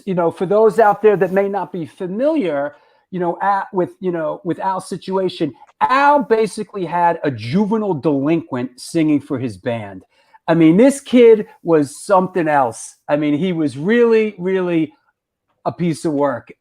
He in some regards he was great, but he was literally a juvenile delinquent. This is his high school photo. He had a lot of energy. This kid, he really did. Oh, he's a great frontman. A lot of energy, but times would work against each other a lot, So yeah. So I have a flyer, and I think this is is this your handwriting? I think this is it's bold. It's my handwriting. Bold and thick. Is this your handwriting? Yeah, it looks like it. I mean, it's terrible. What I love about this early flyer is the band name. The band name's not even on it. Yeah. Awesome. That's an interesting one when you don't even put the band name on there. I got the bad handwriting and a bad voice, and my looks aren't so hot. So tell us about, this is the first show at Gallery East. How did this come about? Yeah, and Nancy's spelling doesn't look so hot on there either. But the Gallery East was, so I while forming the band, I was out there scouting to figure out how. I mean, I'm from the suburbs, but I obviously knew that this music wasn't going to connect in the suburbs. I mean, suburbs is typically places you can rent. So, but I had to find a place in Boston to launch this band in my mind or whatever. This band that. So I don't think I'm not sure if the band. I'm not so sure when. The timing of meeting Dwayne and if the band was ready to play. I don't know about all that stuff, but I met Dwayne from scouting the place out. The gallery seemed like a great place, although the sound was challenging. A lot of concrete at the Gallery East. I'm sure bands who came through, MDC, Minor Threat, some of the bands that came through probably heard some of that echo and probably were thinking, wow. So it was challenging sound, but it was a great atmosphere. And it was a great place to start the scene, that in the media workshop. So, I think it was the right place for it to start, to be honest. Didn't you come in there, come to the Gallery East for a band and bust something up? And then tell that quick story. So that's the story. So in my scouting it out, I showed up there with a friend, and to be honest, I didn't initiate this destruction. My friend actually initiated, and I might have joined in or something. I don't really know, but in the gallery, you got these nice white walls up there, okay? And I believe we started beating the fuck out of the wall and putting holes through it. And little did I know, upon reflection, I realized that these walls were very important to the gallery because the whiteness, the paintings really need to stand out. And I'm sitting here we're sitting here beating these walls up, So Dwayne came over and was really upset. And I was like, I had to put it together and figure out why is he so upset. And I figured it out that he was upset because these were his walls. And so I told him, I said, look, I'm sorry. We're going to come back and we'll fix these. We'll fix everything. I'm a stand-up guy. And so I came back the next day, fixed all his walls. And I said, will you let me come back and play here someday? And that's where I don't understand, what kind of a gap there was in that time. I don't know if it was 6 months or 2 months or whatever. I don't know. Yeah. But, it was a great story because, he saw something in me. I saw something in him. And we, it didn't start off great. Our relationship, and typically all my relationships don't start out great, but they end better when they start. Let's put it that way. Now, I want to find. I got a couple shots. A shot of the first SSD gig. Where is that? Let me see. I'll dig it up. Do I seem like I'm screaming at all? No. Okay. Listen, we fucking scream, man. That's what we do on this show. Don't worry, Nancy. Don't worry, Nancy's in the other room watching on the. I just saw a couple neighbors flee for their cars. How's your hearing these days? You got hearing still? I do, but if you listen to her, I don't. I mean, it's challenged. Yeah, mine's really challenged. As I look for that first picture, this is a great shot here. It really sort of sums up Gallery East. Here's a shot of Jamie from SSD on the left, Al Ford, the really Great artist, the great artist who really was the man. It was his Gallery East. You with your body posture says a lot, and this cop just and this is what we had to deal with, right? Well, I mean, over the course of my life, this scene has been played out many times where I've had to I wasn't drunk, but let's just say I had to straighten up, meaning like I had to like get out of my skin and kind of like negotiate with the law enforcement here. And this has happened many times in my life where I had to like exit my skin and like, hey, let's negotiate here, like, hey, and it's not my strong suit, but you can see I was trying to figure out, this guy obviously wants to stop the show. I obviously want the show to continue, and I got to figure out how to make that happen. So that's what I'm thinking right now is like, how do I get this guy to leave? Basically, the cop, in my memory of this with the Boston cops in a certain way, and New York cops back then, like nowadays you wouldn't be able to have a conversation like this with a cop, but back then, well, back then you could at least interact. You could interact, especially the Boston cops. They weren't coming in and clubbing people. There was always a little bit of negotiation before before it got ugly. Oh no, this whole thing, they were very nice. I'm not trying to. Yeah, they were very nice. There was no hostility. I'm just saying, I think they walk in the room and they're trying to immediately I'm putting myself in their shoes. They're trying to figure out, why are all these guys have no hair? What's going on here? And I'm just trying to immediately I have to go in there and try to calm that, make them feel that there's nothing too weird going on here. That's my goal. That's my role. Larry Kelly says you can talk Revere and Boston cops out of anything. I don't know about that, but Well, I mean, I look at this picture, like, of course, and he's coming into me seeing wearing that straight edge thing, and it's not a store-bought shirt. That's me painting that thing on there. So, who knows what he was thinking? Like, he's probably thinking like, what is this guy doing? Like painting on his shirts or something? Here's a shot taken by Bridget Collins of the first SSD Control show at Gallery East, right? Yeah, that looks it, because I know it is. I'm sure. Yeah, Gallery East had that. There, like when you walked in on the left-hand side, there was a window, brick, concrete stage, and I think they boarded up the windows because they thought someone might go flying through them, which probably would have happened. Wise choice. And then I think Springer probably spray painted it or something. But that's why the boards are up there behind, because I think people are going to go through that window. What caught my eye is how many kids are at this show for your first show, right? Yeah, I mean, it wasn't a bad turnout. I think we did a good job of avid postering or whatever. And I mean, that's the other thing. You could sense there was like an underground kind of.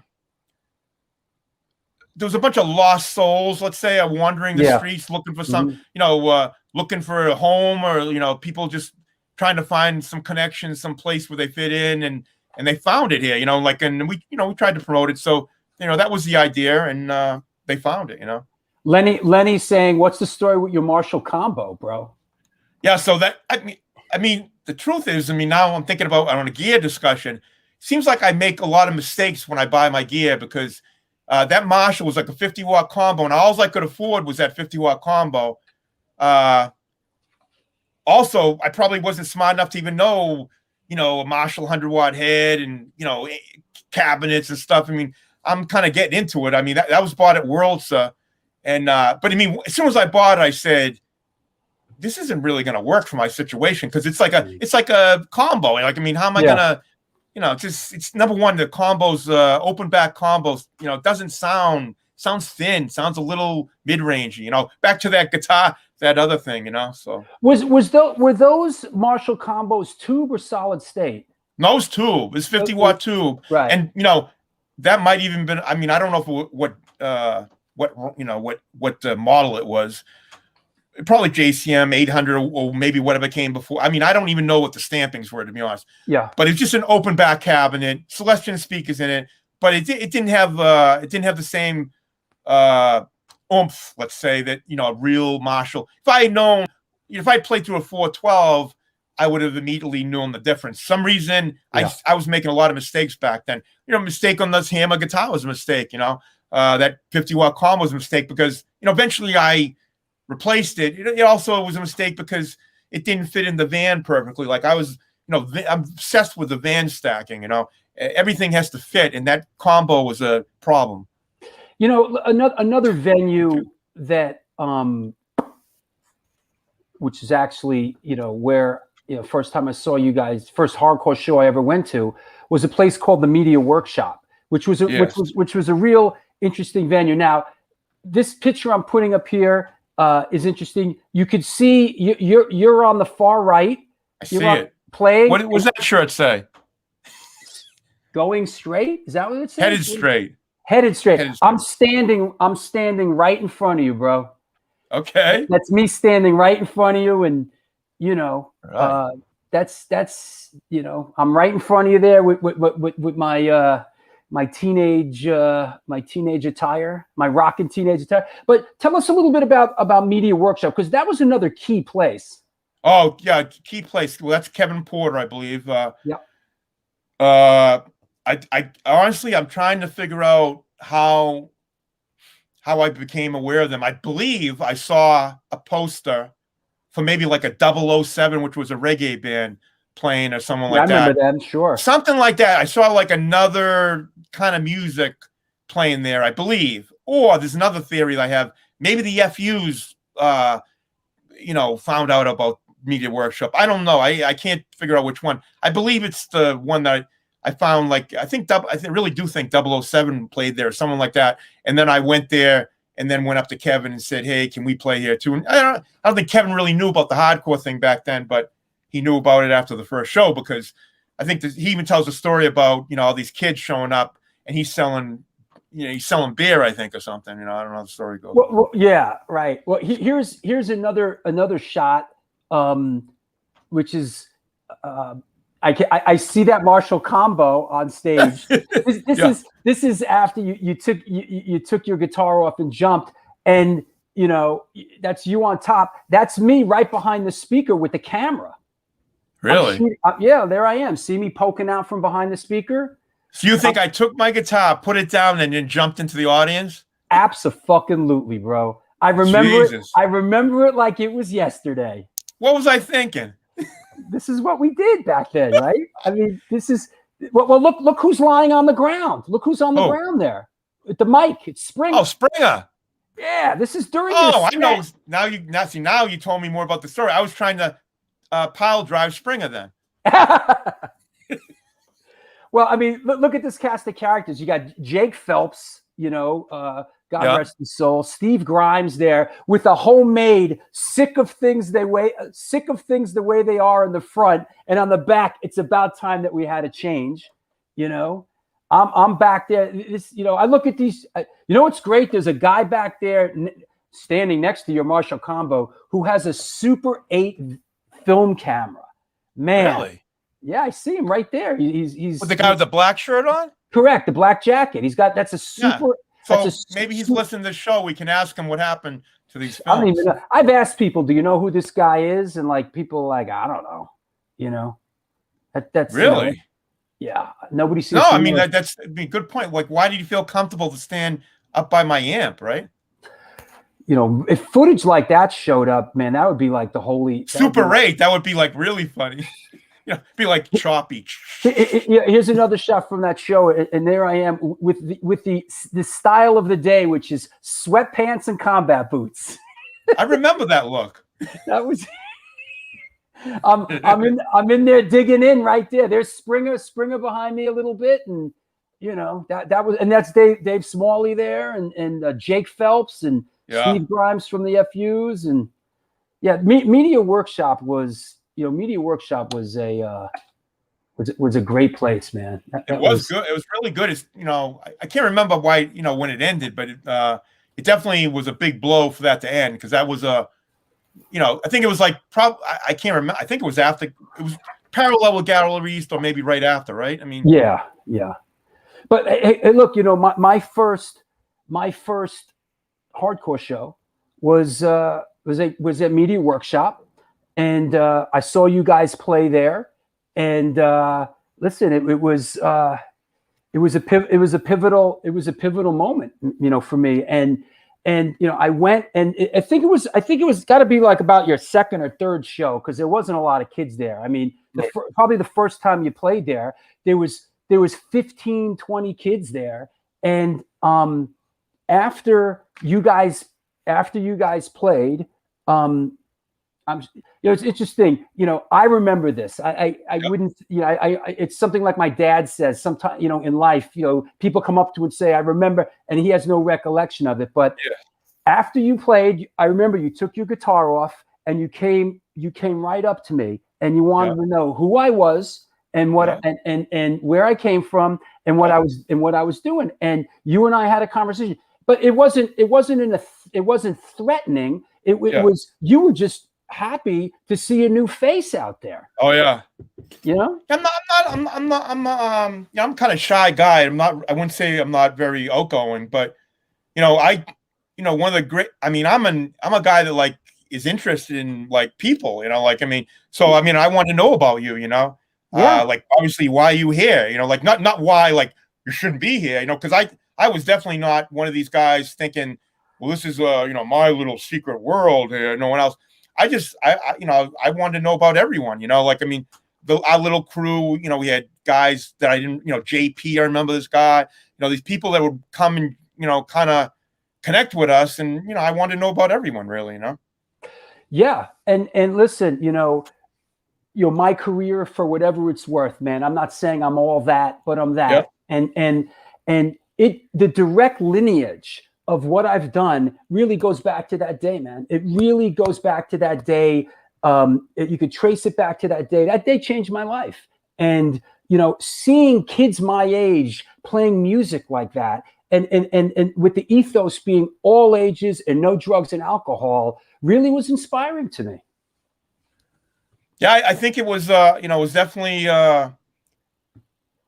it's the way that I envisioned it or whatever, like I did not want to be a band that played around like, based around the Rat, that was like the history of Boston, right? The Rat, to me, the idea was to blow it up, it had to be blown up, and that was my goal, is to blow it up and try to make this as different as possible to anything that Boston had seen up to that point. Now, would it have been differently if things changed? If there wasn't a Gallery East, there wasn't a Media Workshop, or if there wasn't an SSD, would it have ended up in different? I don't know. I just know that to me that this is the way it was supposed to be. It was always supposed to be this way. Yeah, and listen, I remember like we couldn't stand the Rat. And what happened at the Rat, and they hurt a bunch of our people, and like we hated that place, right? We had to do our own thing, Let's talk a little bit about Straight Edge and how that came into your orbit, and give us a little take on that. Yeah, so for me, I'd say I was in the 8th grade, I think was the first time that I like went out to the woods and drank a beer or something like that, And I remember, trying to figure out, number one, like, what is this all like? Why do I feel necessary to do this or whatever? Because obviously I know my parents probably weren't keen on me being out in the woods getting drunk or something like that, And it's an interesting time. I'm trying to figure out really what's going on. But I think it was a confusing time for me too, like, I definitely didn't think I had a voice for myself at all. I was very shy, all that hockey stuff was going on. I mean, I had incidents with that hockey coach. I remember hitting a guy, another guy, and he came out to the ice and threw his gloves in my face and told me to get the fuck off the ice, and it like traumatized me, so I had going a lot of shit going in my head, and I really, I really didn't trust many people, to be honest, So I found myself drifting away with my friends and, being a delinquent or whatever, doing those things. But I questioned it all, questioned it along the way, like, what am I really doing here? Not that I didn't think I was like, seriously, whatever, fucking up bad, but I mean, certainly was drifting off course a little bit at that point in my life, I just, I can't remember what the question was now. Well, no, it's just the straight edge thing. And straight edge thing. So let me just interject that I believe that, of course, something we haven't talked about is sort of our kinship to what was going on in DC. Yeah. So, I mean, I'll get right to the straight edge thing. So that was like 675. So right up through high school, I'm still, weekend warrior kind of stuff, going out with my friends, driving through Lynn. And then I got into some things, my parents weren't happy with me, let's say, but they weren't, laying down a law, but I kind of felt I was, I don't know, I felt I was letting myself down, maybe letting them down. Just some things were happening, a couple of my friends got stabbed, things weren't going great, So I basically left all my friends from where I grew up with and kind of like sought this band thing out, okay, which was a bold move. I mean, I didn't know when I went, started hanging around Jamie and stuff, like I didn't really know those guys. So I mean, it was a clean break, and it was a bold break, and but it was a break that I needed, So when I started hanging around with Jamie and Richie Collins and stuff, I called it going through the motions. Like, those guys were still a little bit into the partying thing, and they would be sitting around Jamie's house or something. And I think, they would maybe get some beer or something. And I would I was not bringing my Lynn act to them. You know what I'm saying? I mean, I had made a decision. What I was doing was not going to make the next step. Okay. Yeah. But I was still kind of going through the motions. So I remember, just to kind of accelerate the thing, I remember we, after hanging around Jamie and whatever formed the band, I remember we took a road trip to New York. Probably might have been before you, or might have been, I don't know if you were there, but it was like May 82. Bonds, Clash was playing. That was a little early. It was earlier than that. It was earlier than that, but right.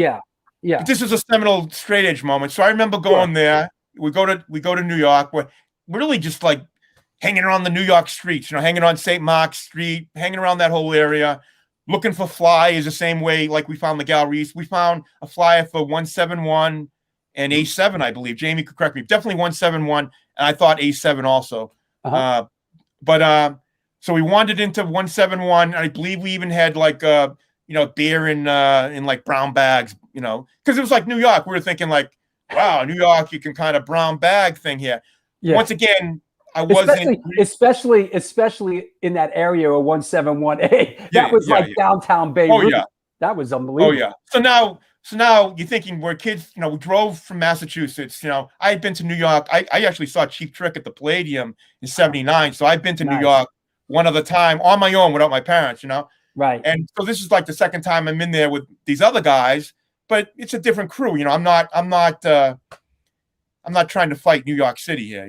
Yeah. So we stumble on, and like I say, I call the alcohol thing like going through the motions. I wasn't drunk.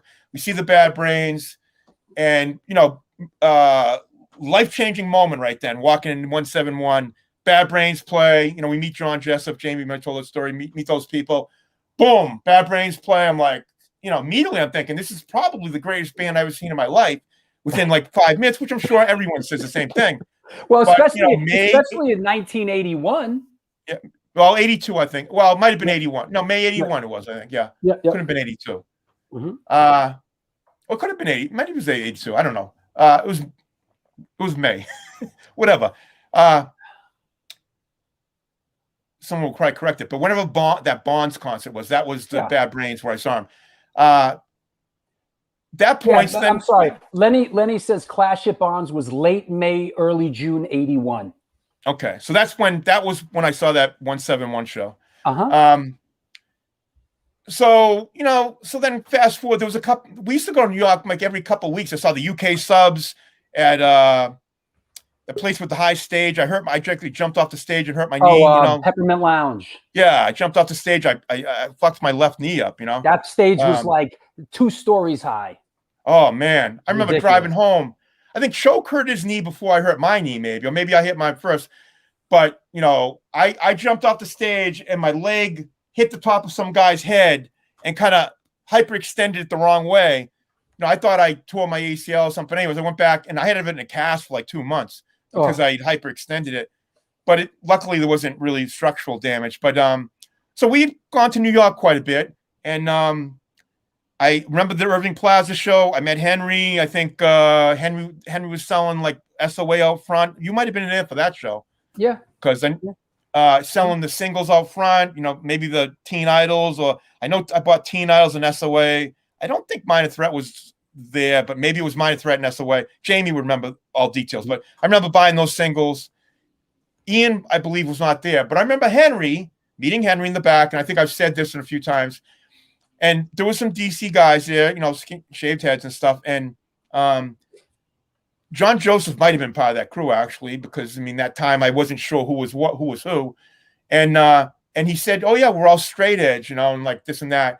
And I was like, it made such a big impression on me because to me, it was a light bulb moment for me. Okay. It really was that significant. I said to myself, I was already kind of like I said, going through the motions, looking for like a real jump off point. Because, I wasn't going to repeat myself. And then he told me about the straight edge thing. I was like, wow, this makes a lot of fucking sense because, you got to remember that time, everything was like, your parents just say no, whatever, all these kind of like corny things. And what I saw, he wasn't selling me on straight edge. But what I saw was a bunch of people that were just like, not, they didn't need alcohol or drug. It just wasn't important, it wasn't like the focus, And it was refreshing. It was refreshing. It was refreshing to see that wasn't the focus. They were here for the music. And honestly, when I went out, I was there for the music. The other stuff was like a secondary thing. Like if I'm driving around blasting the stereo, if I have a Budweiser between my legs, it's only part of the deal, but the music is, it's secondary. That's all I can say, Yeah. So, and I always questioned, but believe me, whatever.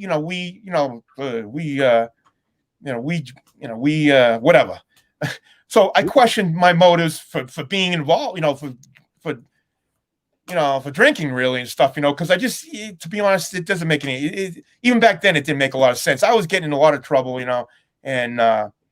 if you want to, whatever, you don't want to hang around with me. Well, here's your wingman, our beloved friend, Jamie Sharapa. I remember driving home from New York City that day and us having a conversation about not drinking anymore.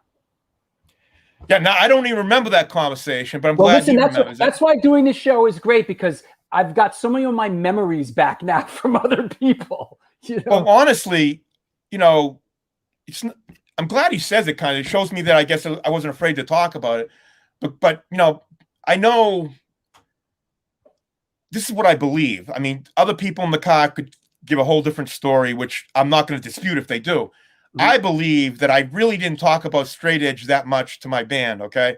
Now, once again, someone could correct me. Springer could correct me. Chris, like a question often comes up. Hey, Springer was a singer of your band, and he's out there, whatever the fuck he was doing. I don't really know. And I say, well, not really, because number one, I didn't have a camera on Springer when he went home. Okay. I don't know what he was doing. And I never asked him, Springer, what are you doing when you're home without me? It wasn't really my concern, to be honest. I wasn't trying to people might think, I'm trying to tell people in my band how to act or how to speak. That was not the point. If anything, it was the exact opposite. I was trying to tell everyone to be themselves, like if you knew me back then, you knew that I wasn't hung up on the fact I liked AC/DC, the fact that my first record wasn't the Sex Pistols, that shit didn't mean anything to me. I didn't really give a fuck, when I entered the scene or when I didn't. It is what it is. And we all find our music through these connections. Luckily for me, there was a guy named Cliff Cunningham who was friend with my friend Lee Cunningham on the West Coast. Cliff Cunningham's been in some docs. He's a West Coast guy. He had sent he sent Lee some albums, like Black Flag albums, stuff like that, Dead Kennedys maybe. So that was kind of how I found about that music. because people have to realize back then there was only, you go to a store like a Newbury Comics, even if you know a Newbury Comics or like one of those places exists. Number one, you have to know they exist. Then when you go there, you have to kind of feel your way out. You have to know what college. I used to listen to MBR, WERS. I used to listen to WMWM. I think WMWM, which is Salem State Music. You aren't going to hear you aren't going to hear this kind of bands unless you're really looking for it. You really had to seek it out. You had to seek it out. It's not, you had to seek it out. So bottom line is, the music and the whole connection. Music saved my life. I'll put it that way. Okay. Music, the theme of music has come up a few times in my life. When I was 20 years old, this period that we're talking about right now, I was heading in the wrong direction. I escaped grave issues by luck. I'll put it that way. So, I needed music to save my life, and music saved my life. Fast forward, to the next segment later on, we can talk about it. I needed music one more time to save my life. And segment one more time, which is, now basically I need music to save me one more time. So I'm asking music to save me 3 times. Maybe I'm going to the well too many times, but it honest to God saved me that first time. There's no doubt in my mind. I know you just said something about, that seeing SSD, changed your life or whatever. Yeah. Sometimes I wonder if it was not you particularly, but when people say that, I have feelings like, oh my God, did I ruin their life? I'm not saying, I just don't want, sometimes I think, I hope someone doesn't get mad at me for possibly drawing them into this thing when, they could have been president or something. That's all I'm saying, Well, listen, I can only speak for myself. And when I say that, it's a broad statement. And what comes along with it is going to that first show, meeting you, the band accepting me being me feeling as a teenager being a part of something. Another really, really, when I say there's a direct lineage there for my career, the biggest takeaway from it is the work ethic. What I took away from SSD Control and your hard work is seeing how we did things. Was your work ethic and SSD's work ethic. And I still utilize that work ethic was instilled in me as a young teenager when we used to book we'd find the venues, we'd book the shows, we'd make the fucking flyers, we'd go out in the middle of the winter and put the flyers up. That work ethic has carried through into my adult life. That's really a big part of it. Well, I could see. I remember when you were a little bit later as far as joining the bands, but then I remember you got the COs going, the mighty COs and everything. So, you certainly took right to it, and then obviously carried on with it with your filmmaking, But I think your father probably set you up. Your father laid some good groundwork for you. No, he absolutely did. But as far as that early Boston hardcore scene, it showed me that you don't have to wait for a handout from anybody. You could go out and make it happen yourself, man. You don't have to wait for a record company or wait for Don Law or anything like that. Fuck it. Let's do it. Like I said in the film, get up, get out, and make shit happen. Yeah, I'd say that's definitely that's the message I've tried to live my whole life by, is just keep on making stuff, don't stop, just keep on creating, I really, I know I disappeared from the scene a lot, people think I disappeared, but I never stopped creating. I just kept on kind of going to the next thing, trying to be as creative as possible and make stuff really, Absolutely. Hey, let me take a sponsor break here, and let me shout out a couple sponsors and take care of some business, and we'll be back in a couple minutes, okay? Well, there you go. I hope you're enjoying this at least half as much as I am. Our guest today is Al Barill from SSD Control, and we are the New York Hardcore Chronicles Live, and we are sponsored by New York Hardcore Comics, The Organic Grill, The Texas Silver Rush, Chain Reaction Records and Skateboards, DTFM Vinyl Distro, Chacho's Tacos, and Your Core Hardcore fan page. In the wake of the pandemic, Your Core Chris created Your Core fan page, utilizing lessons learned from over 20 years of being an educator and social worker. He decided to try and reach where hardcore punk and the surrounding genre of bands create. not only their music, but their message. The interviews are from a psychological perspective to harvest motivation, personal insight, and perspective. Please reach out to them on Facebook or Instagram if you have content to share, if you want to promote your band, your core fan page. Also, the Texas Silver Rush is a jewelry design firm and boutique store located in the birthplace of the Texas country music scene in Fredericksburg, Texas. They specialize in working with musicians in all genres to design and create unique one-off pieces, as well as to style them for stage, album covers, promo photos, and social media exposure. The client list includes Rock Roll Hall of Famers Greg Rolle, Ringo Starr, and of course, Agnostic Front. During this current pandemic, all information and online sales are being taken at their Facebook and Instagram page, and of course, www.thetexassilverrush.com. And while we're at it, DTFM Vinyl Distro is a record store that specializes in underground music, punk, ska, hardcore metal, and more. Located in the heart of Fargo, North Dakota's industrial district, shop in person or online at www.dtfmvinyldistro.com, where their motto is Death to False Meadow. Meadow. Death to False Meadow. Hail Phaeton. That said, I want to mention a couple of things here before we bring... Listen, this is going to be a long show. I don't know if you're in a rush. We're going to get into a lot of great stuff, so... It's going to be a long one. Get comfortable. Do what you got to do. All right? Want to mention there's been a little chatter about the A7 Back to the New York Hardcore Roots New York Hardcore compilation.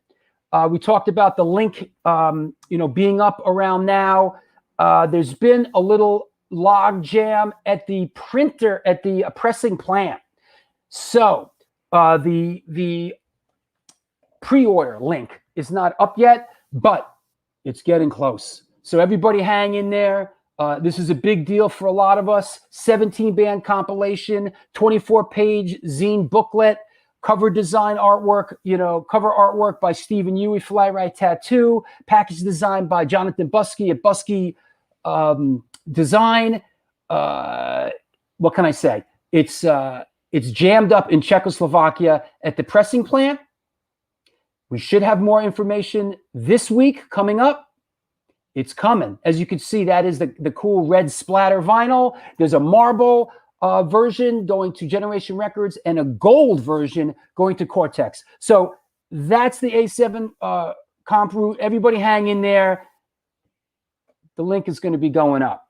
Just hold your horses. Don't get your panties all bunched up. It's going to happen. What else? A7 Animal Abuse Show we did. Antidote NYHC video premiere we're going to do when Al comes back on. Patreon we talked about. Oh, this Saturday we're doing a walking tour. All you patrons out there, come out with us. It's going to be fun. We're going to eat crummy New York pizza. You can smoke pot with Rap-Ons. Do whatever you want to do. It's going to be great. So all you patrons get with it. What else? Drew, great show. Well, thank you. May 8th. Yes, May 8th, there's an A7 event. It's still happening. I can't announce what's happening yet, but it's happening. It's happening. Czechoslovakia, are you printing it in the past? Behind the Iron Curtain, old school. Yo, the printer is in Czechoslovakia. What do you want me to tell you? They still got, fucking Czechoslovakia probably never stopped printing records to begin with. So there you go. If you're watching the show in rerun, please, there is a subscription button right there. Please subscribe to the show, Stone Films NYC, to the channel, Stone Films NYC. There's also merch underneath, New York Hardcore Chronicles Live merch. There's a little bit of Antidote NYHC merch. And there is the Do Good Things and Good Things Come to You. Do Good Things and Good Things Will Come to You merch. Hunched back. So that said, I want to shout out Upstate Rick. I want to shout out Women of the Pit, Lori Dawn and everybody. Oh, you know what I didn't mention? We got to do this. We're going to do this real quick. Real quick, kids. Got to mention this. Got to do this. Do this. Real quick. Upcoming shows. Get your shoes and socks on, kids. It's right around the corner. Upcoming shows this Wednesday. You asked for it, you got it. Billy Psycho from the Psychos. 1 week from today, Sunday, April 11th, the Reverend Paul Bearer from Sheer Terror. A week from that, Pick It Up Deluxe, Danny Schuler from Biohazard. Wednesday, April 21st, Alex Mitchell from Crucial Truth, A7 Alumni Represent, and Circus of Power. Sunday, April 25th, Brian Baker from Minor Threat, Bad Religion, Junkyard. And of course, we announced this on the last show, Roy Moyerga. Come on now. Stone Sour, Nausea, Amoebics, fucking Ministry. Good God, man. So lots of great shows coming up. I want to thank everybody for supporting the show. We still got a lot. Yo, the zombie apocalypse is coming to an end, but this show is going to carry on. Fear not. Fear not, boys and girls. This show will carry on. Carry on, my wayward son. There'll be peace when you are done. God. Dag Nasty, yeah, he was in Dag Nasty and all that. I think I covered. There was a lot going on. I think I covered kind of everything, right? All right. Let's bring our guest back on. Here we go. What's up? Hey. What are you wearing, a mask in your own house? What is that an SSD control mask? Yes, I wanted to just, I don't want to forget this, but these are these new when the pandemic started, I was obsessed with making these masks. Like no one had made a rock mask, okay? To that point. Like this is like early February or something. I'm predicting this, pandemic and shit. So I'm like trying to figure out how to make these masks, So I'm going all over the country. I go to Bridge 9, Chris, and I say, "Can you make these masks for me?" And he says, "Yeah, it's a good idea." So I think he's making these things, maybe, But then a month later, I ask him, and he's not making them. So I'm pissed, So I'm like, "Fuck it, I'm gonna make these masks." So that's actually how I got back into this merch game, because I'm really not, I love the merchandise. I just don't like selling it, Yeah. So I got back into it anyway. So it's just, it's a beautiful mask, though. It matched my vision actually of the mask. There's no SSD on this one either, Now, is where can people pick up that merch? Is it www.ssdcontrol.com? Well, SSD, or xclaim.com or ssdcontrol.com. Yep. I am getting these masks were made in Europe, and actually I'm getting 100 of them shipped in.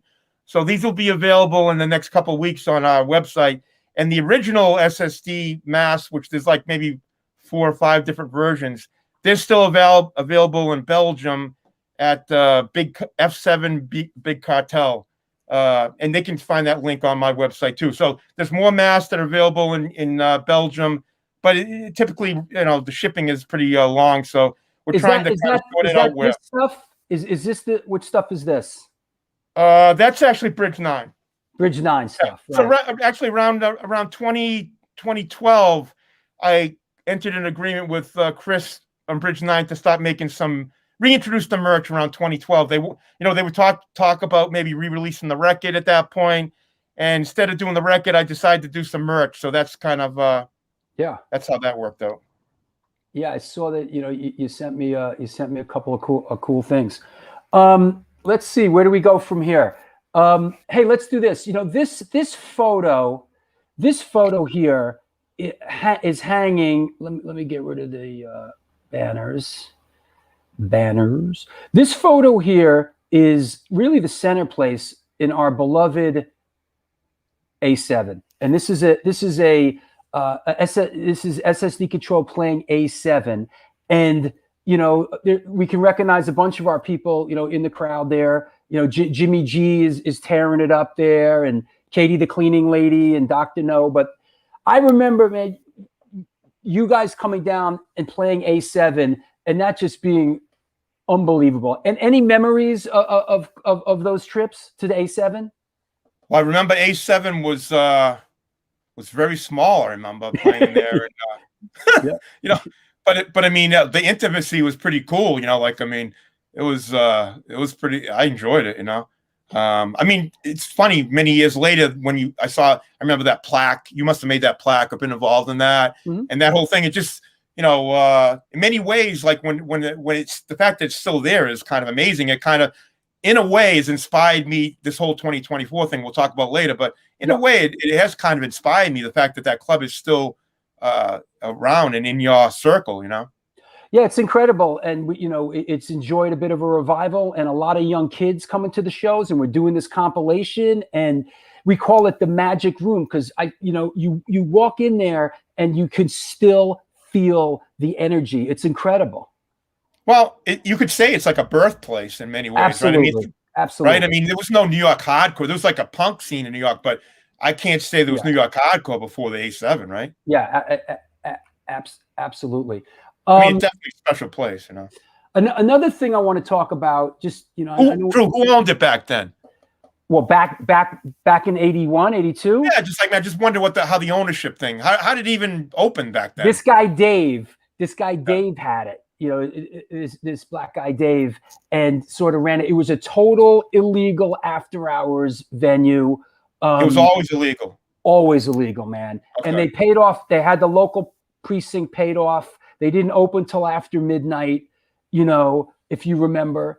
And it was totally under the radar. He had to pay the cops off. And then, the cops busted his balls more and more. And eventually, now I don't remember. I wonder how an out-of-town band like you guys played, because I remember later on when we played, you'd have to go in and you go in the back and you pencil your name on the calendar. Like how did you didn't send someone to New York to do that, right?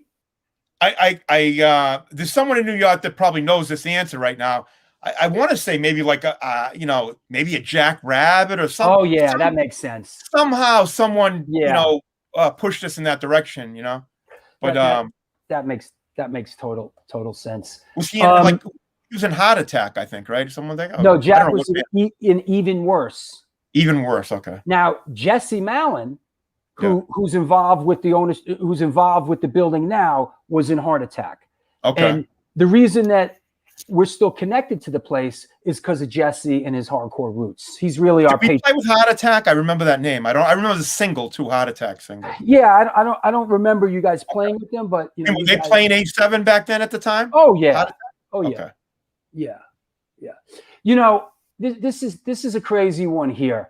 And I just want to mention this is this infamous show at the Paramount Theater in Staten Island, which was this incredible lineup of it was SSD Control, Kraut, DOA, and the Dead Kennedys. That was a big show. That was a big show for me. I mean, that a lot of things out of that show changed my life, you could say, in many respects. I mean, that was might have been one of our first big gigs or something, I think, certainly driving to New York to play that, Yeah, I want to find the flyer. That was now that's the show. Here's the flyer. That was the show that was a big show, and it got really crazy after. We've talked about it on the show. But were you living down? Where were you living then? How did you get to the show? No, I was up in Boston, but I got a great story. So this was the flyer for the show, right? Yep. And I remember this, and you guys were great. Everybody was great. This is great. I remember being backstage, and someone stole Jello's denim jacket with his contact lenses in it. And I remember him going, "Who would steal someone's contact lenses? Who didn't fuck?" He was so irate, like, who the fuck steals contact lenses? But do you remember this? There was a full-scale riot at the end of this show. Well, I definitely remember it, but I don't remember. I've been in a few riots, and typically my job is always to kind of like hold the fort down and save the equipment. So I don't remember in this particular riot what I did, but I'm sure I must have stayed near the van to make sure no one stole the equipment or something. Well, I tell you what happened in this riot for me was, remember back then I had the red van, right? You had the black van, I had the red van. Yeah.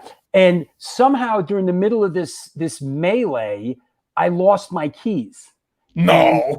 I lost my friggin' van keys, right? Oh, Now we drove. Now I don't remember. I mean, I was back in New York, but it might have been. What was the date on it? For some reason, I was with some of my New York friends at the show. So it might have been during like a Christmas vacation or at a time when I was back in New York City, you know, in between school and Boston.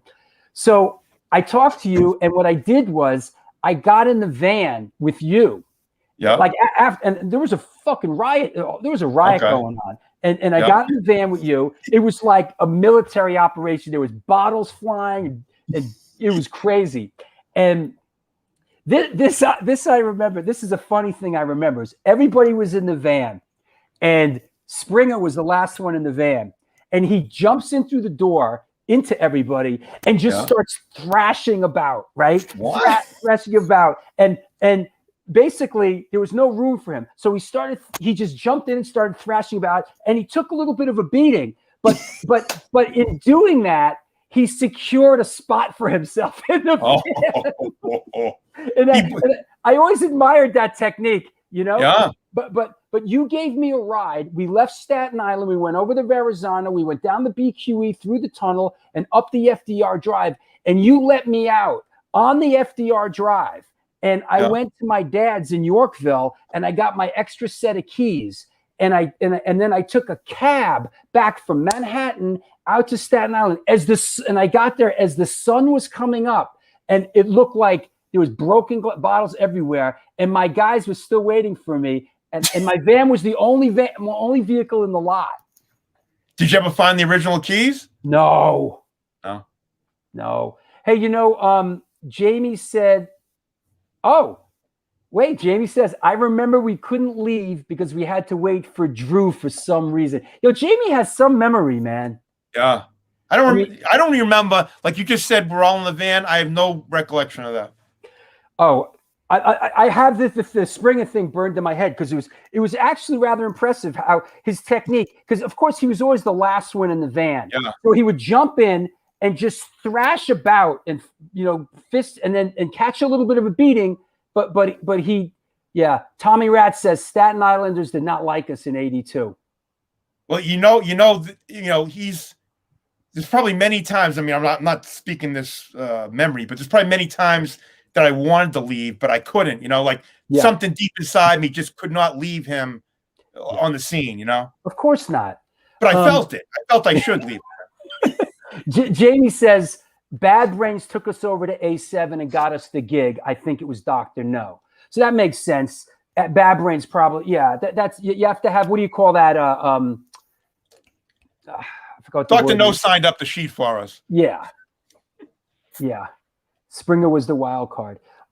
You know what I want to do? Let me clear the deck here. I remember meeting the band UXA there. Jamie, see if we can chime in on that one. That's like the only thing I remember was the singer from UXA. I think her name was Dee Dee or something. Dee Dee. I don't know. And Jamie said, "Hey, I just met Dee Dee or something." And we're standing like I think you're going to tell me it's that park, but I remember Tompkins Square Park. Tompkins being Square in the park. Yeah. And Jamie telling me that Dee Dee, whatever her name was in the building or something. I was like, we were impressed, you know. Wow. Jamie says Al was pissed because he wanted to get the equipment out of there. Of course. There's a fucking riot going on, you know? One thing you have to remember about me, it's always about the equipment, okay? The equipment comes first. You got it. No matter what happened, it happens. People, you know, I don't know, I joke about it, but it's serious. I've never had any equipment ripped off from our band, and I'm very proud of that. And like more proud than people would know, because I was militant about it. No one was gonna get that fucking equipment. You know, since we're on the equipment thing, you know, my memories of SSD control, you know, and also like the way I think of it is like this: the first band I saw when you were the only guitar player, to me, that was SSD Control. When Francois joined, like a little bit, you know, soon after. It was SSD. Am I right to sort of think in those terms? Well, I'm gonna tell you the whole SSD Control SSD thing. Yeah. Well, we made those shirts up, okay? And like if you look at the album, SSD Control and the album looks great. You know, it squares up nice. I mean, I am a visual guy, believe it or not. I'm not such a meathead, okay? It squares up nice, but when we put it on a shirt, the goddamn SD control was all the way out to your nipples, you know, and the S's started falling off on that first batch. So it was like half an S, half an SD control. So I looked at the shirts and I didn't like it, you know. So like immediately we made SSD. The same time we made the SSD control, we also made SSD shirts. Okay, like it's almost like Superman shirt, right? We made both batches at the same time. I think we made whites and then we made some blues and some yellows or whatever.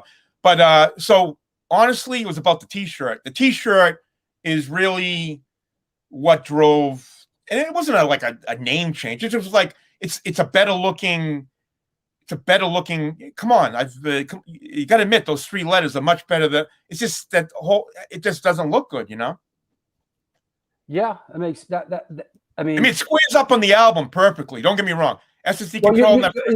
It squares up in a situation like this. You mean, right? Yes. Yeah. But now on a shirt, it just doesn't. It's just too wide. It's just too much letters. You know. Trust me. On a shirt, a hat, anything. You know. It's just too many letters. You know. In fact, I've thought about this a lot.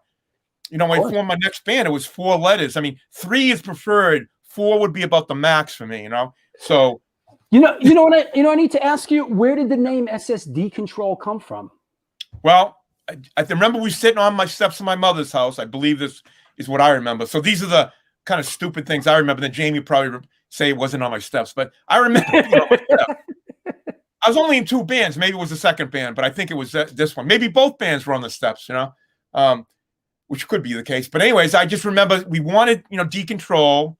We said, and this band, this kind of holds true today. I mean, band names, how do you pick a band name without a million other band names with the same name, Like right now, just for example, I own the trademark to the name Gage, G-A-G-E, okay? I trademarked it in 1994, okay? Well, right now, if you went on, Spotify or anything, there's literally 20 GAGEs right now, and I own the trademark, Right. So even back in '81 when we said Decontrol, I mean, in fact, we knew there was a band from Philly, I think, called Decontrol. We had heard when we came up with the name, I think we had heard that. So we came up with Society System Decontrol, which is way too long. Now you're talking fucking ridiculously long, And then was Decontrol from the Discharge album. Yeah. But I mean, it kind of summarizes to me like what this is all about, for me at least, this is all about do it yourself and just, basically free yourself up, Straight edge, you're talking about straight edge. Straight edge to me was always about a choice, okay? It was a choice. It wasn't, I wasn't starting a new religion. I wasn't joining the religion of Ian. it was nothing about that. It was the exact opposite of that. It was freeing yourself from those chains, those chains of thinking like every Friday night, like you go to the package store out of habit as opposed to like really desire, it's like breaking those chains. So that's what decontrol meant to me. Like just fucking no rules apply. We're going to do it differently. It's not about a rock, the rock star band kind of thing. It's just about, four guys in a van playing music and, hopefully people like it, I want to shout out a friend of ours and who put up this, who I know, like myself, this record was really, really big for him. And that's Mike Judge. And so I want to shout out Mike Judge, man. Him and me, this record is big. People ask me, it comes up, what Drew Stone, what's your favorite, number one hardcore record? I go, SSD Control, Get It Away. I mean, part of it is because I was there and I lived it, but this is it. This could you give us any little insight on this record? So, we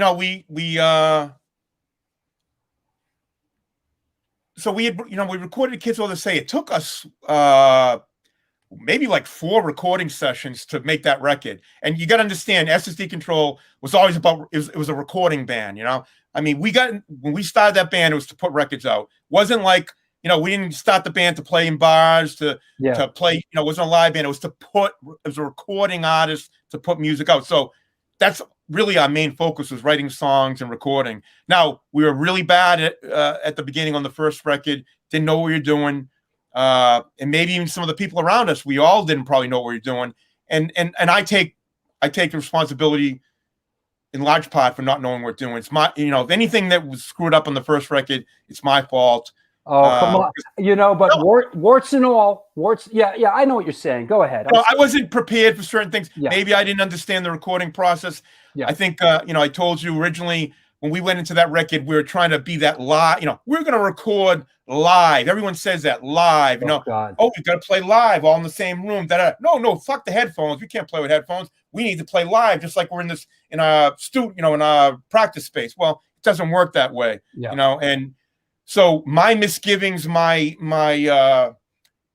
blockheadedness or whatever to pursue different paths might have made those first record difficult to record. So I think by the time we made this record, I think we're a little bit better off. I think we had moved up to 16 tracks, and it was a little bit more comfortable. Francois had joined the band. He didn't write that album. He kind of I'd say he laid on that album. And, maybe that's some of the beauty of that album, that it was, it's not conventional, as another guitar player in the band. I wouldn't even call it lead guitar. He's obviously the number one guitar, but, kind of some unconventional playing, kind of all over the place, but I wouldn't call it heavy metal. I just call it guitar, whatever. And, but it was interesting. And I think I agree with you. That album is definitely our I think it's our peak, our musical peak. And, I think we're probably playing live our best then too, Mm-hmm. And then, and I think that album is also the 83 tour album.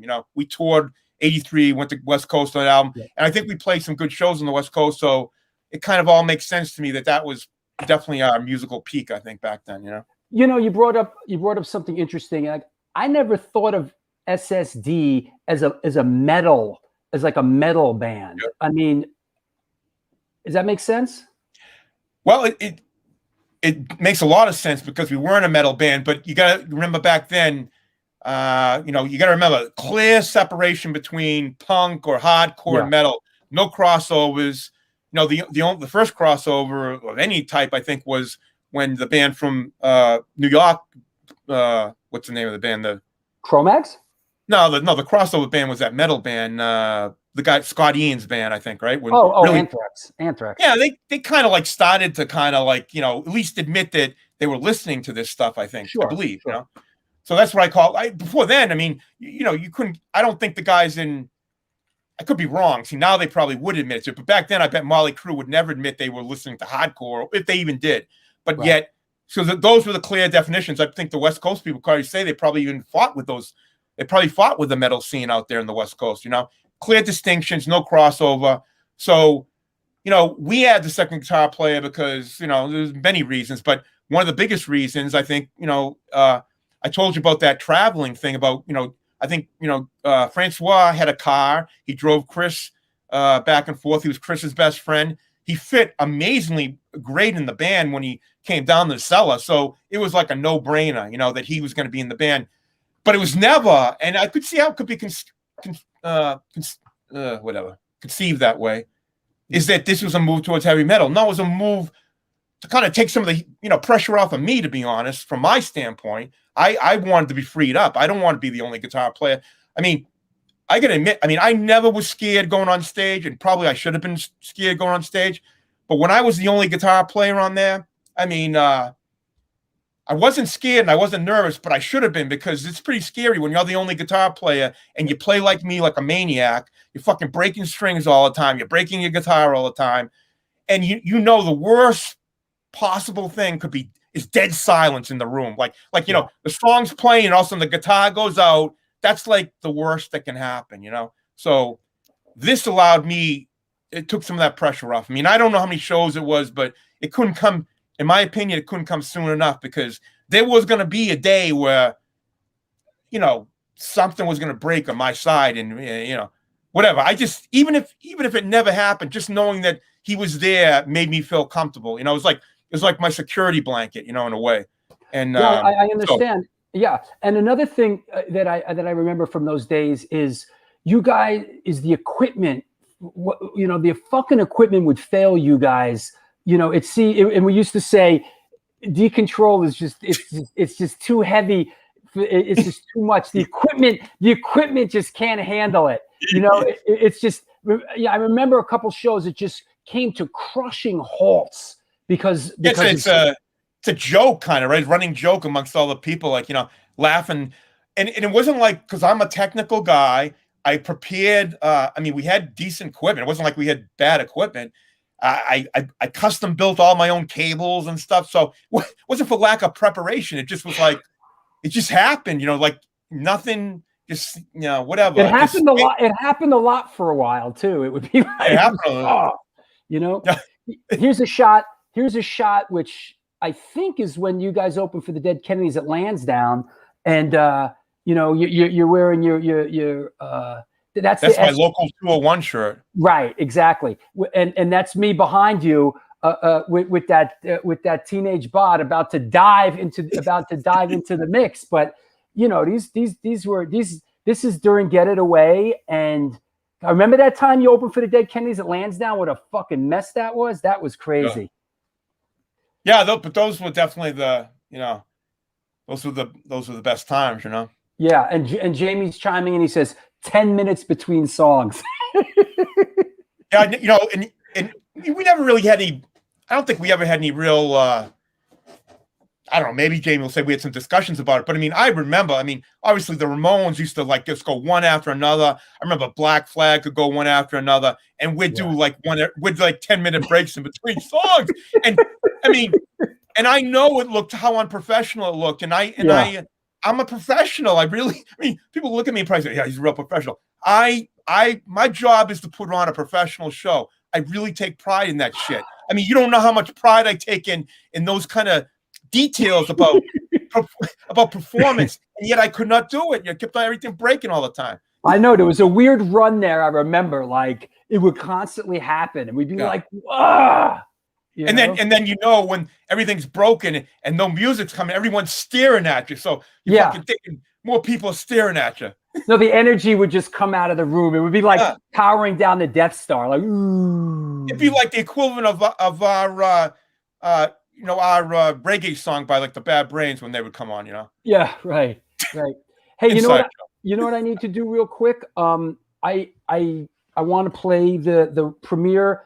Now, listen, like I said, there's a direct lineage to this. Yeah. So what we're going to look at right now, there's a direct lineage to that day in 1981 when I showed up at the media workshop and came in to this. I want to play this for everybody real quick.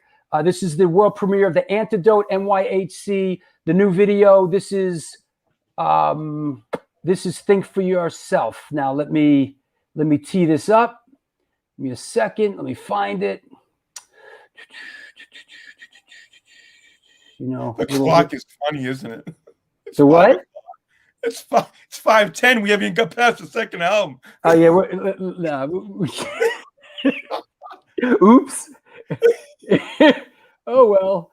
Hold on. Let me find this. Here we go. I'm not feeling any pressure. Are you?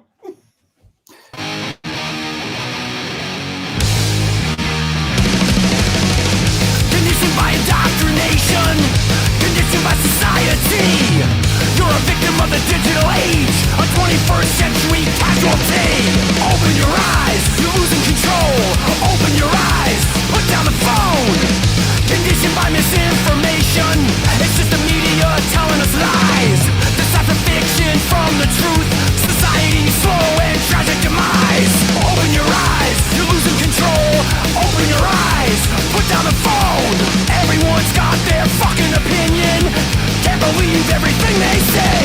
Everyone's got their fucking opinion. The human touch is the only way. Think for yourself, think for yourself, think for yourself, think for yourself.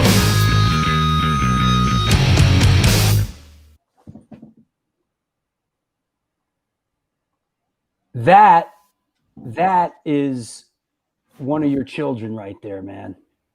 I think you did. That's an amazing job. Thanks.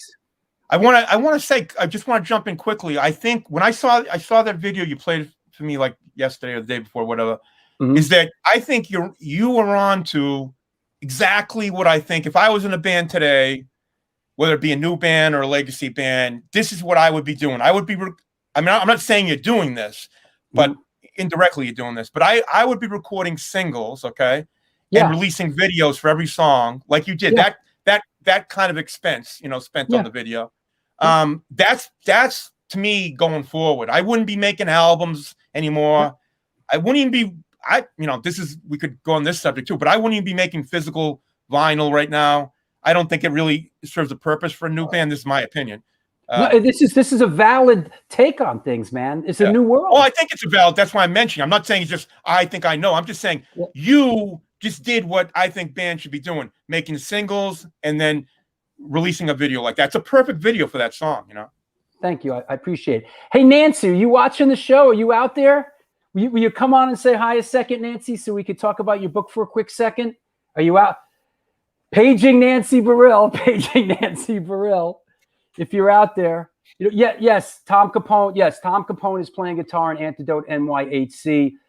Yes, Tom Capone is in the band. Thank you, everybody. I hope you all enjoy it. We'll play it again at the end of the show as the outro. Yeah, man. Hey, Phil and Flash, how you doing, man?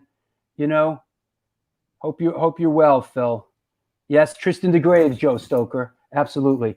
Nancy's hiding because it's so loud. You know, she's freaked She left out. the house. I think she heard me and she left the house. Let me see what else we got here before we do questions. You know, listen. Yeah, we didn't get past the second record. Hey, you'll have to come back on again. That's all. Where are you, Nancy? You out there? You know, I got a couple cool pictures. Yeah, go. Hang in there with me, kids. Oh, hi. Are we too loud? Can you hear us? Can you hear us? Are you muted? I'm here. Can you hear us? Yes, I can hear everybody. Can you hear Can me? you hear me from upstairs? Yes, I can hear you from upstairs. Are we too loud? Shit. There Yeah, you go. I can hear you. Okay. Yeah, okay. All right. What's happening here, man? What van is this, bro? So You rented Al that used, one. no, we did not rent that. Now let me tell the story. If you're going to tell it right, let's tell it right. So Al used to drag me to all these van conversion stores all the time. Like he had, he got air conditioning put in his black van when they drove across the country for California. And so I was bored and there was a contest and it was like, you could win this tricked out van for a week if you filled out this form. So I was sitting there and I filled out like 20 of them and put them in there and we won it. We won the use of the van for the week. And so on the day of my wedding, which was in Philadelphia, Al's parents and a couple of their friends, they used this van to come down to Philly. And so it worked out really well. So that's awesome. That's how we got the van. We did not rent it. So okay, that makes sense. Yeah. In that case, congratulations on the book. Thank you very much. Let's give us. I'm looking as you talk. I want to find the book cover, but give us what's going on with the book. So the book is doing really well. It's been translated so far into Polish. It's doing well, in the US. It's doing well globally. I couldn't be happier, and nobody's more surprised than me, so I'm kind of psyched how things are going. So that's awesome. Yeah. And it's another printing is coming out, right? Yeah, it's already come out. Yeah, it came out March 15th. So that was the second printing. The first printing sold out actually in pre-orders, so I was psyched about that. So now we have the second printing out. So yeah, psyched. It's doing pretty well. Hey, Al, let me ask you about this. I mean, there's this era, and you refer to it as the jet ski days. And I remember I remember at one point you sort of you sold some of your equipment and you got into the early kind of jet ski world. Nancy, were you a part of this? Yeah, that's me right there. I'm doing the tricks right there and Oh, on I the couldn't side. tell. I'm sorry. Yeah, yeah, that's me. And then Al just standing there. I'm actually riding it. I rode yeah. I rode that actually up onto the beach and did a headstand. Yeah, right. And cleared the beach one time. I don't know what you were doing when you did that, but anyways, yeah, it was kind of neat because, we were so used to being in dark clubs and smoky clubs and stuff. So after he sold all the equipment, we were out there in the sun and the water. And this thing was a challenge to ride because in order to keep it going, you had to be standing up, and so it was a little scary, and you had to be going fairly fast. Correct me if I'm wrong, Al, but that's like one of the early Kawasaki's, right? Yeah, that's a Kawasaki 550, 1985. I bought it, brand new, and she's right. I sold all the equipment. It was a conscious decision to get the fuck out of the clubs, get out of that darkness, and get into the nature, And you see what that's what I was doing. Nature, Nancy, we loved it, Yeah, That's we awesome. loved it. We really had a lot of fun doing it, and just mastering that, as a woman, there weren't a lot of women that rode it, so I felt kind of badass, and it was a lot of fun. We had some really good times, I got to tell you though, I had guilt. I had guilt all the time I was doing it because I wasn't playing. I mean, I really wasn't. Not playing music, but I wasn't working at music. You know what I'm saying? It did feel guilt. It was like I cashed out and just said, I'm going to jet ski. But I mean, I had to do it. The scene had kind of got to me, people were hanging around I don't know what the name of that street, Queensbury or something. Queensbury, yeah. Mm-hmm. It just, things were breaking up kind of in a way, my crew, it just wasn't the same. So I needed I needed a break, The Rat, people going the Rat and shit. I don't, It was a new era. Did you sell the SG for the jet ski? Nancy, tell the story. Who bought the SG? Yeah, I think his name is Bobby. Bobby. Right? Bobby bought it. Yeah, Bobby bought the. And I saw him at the. Which Bobby who? Bobby who? No, I don't know what. Was he in a band? Somebody knows him. Somebody will type it in the chat, Yeah. But everybody knows who he is. And he bought it, and I saw him at the Damned in TSOL maybe 5 years ago, and he was like, "Oh, I really want to get that back to you guys, because you really should have that." And I was like, "Oh yeah, okay, bring it by anytime you want, Hey Al, when I come back in the next life, can I get that body can I come back with that body?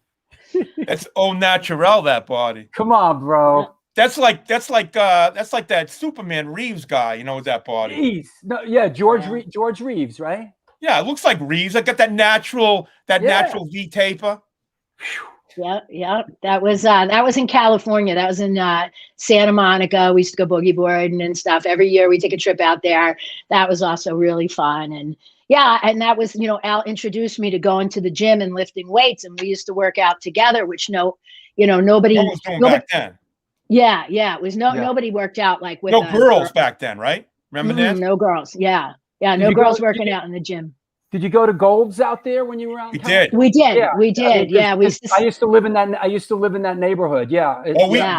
We used to go out to Gold's just to to see Gold's, and I remember seeing Lou Ferrigno, Franco, Colombo. I can't remember. I think I saw him at World Gym. There used to be a World Gym up on a second floor. I think I saw Franco there. Mm-hmm. Mm-hmm. But I tell you, back interjecting into that world.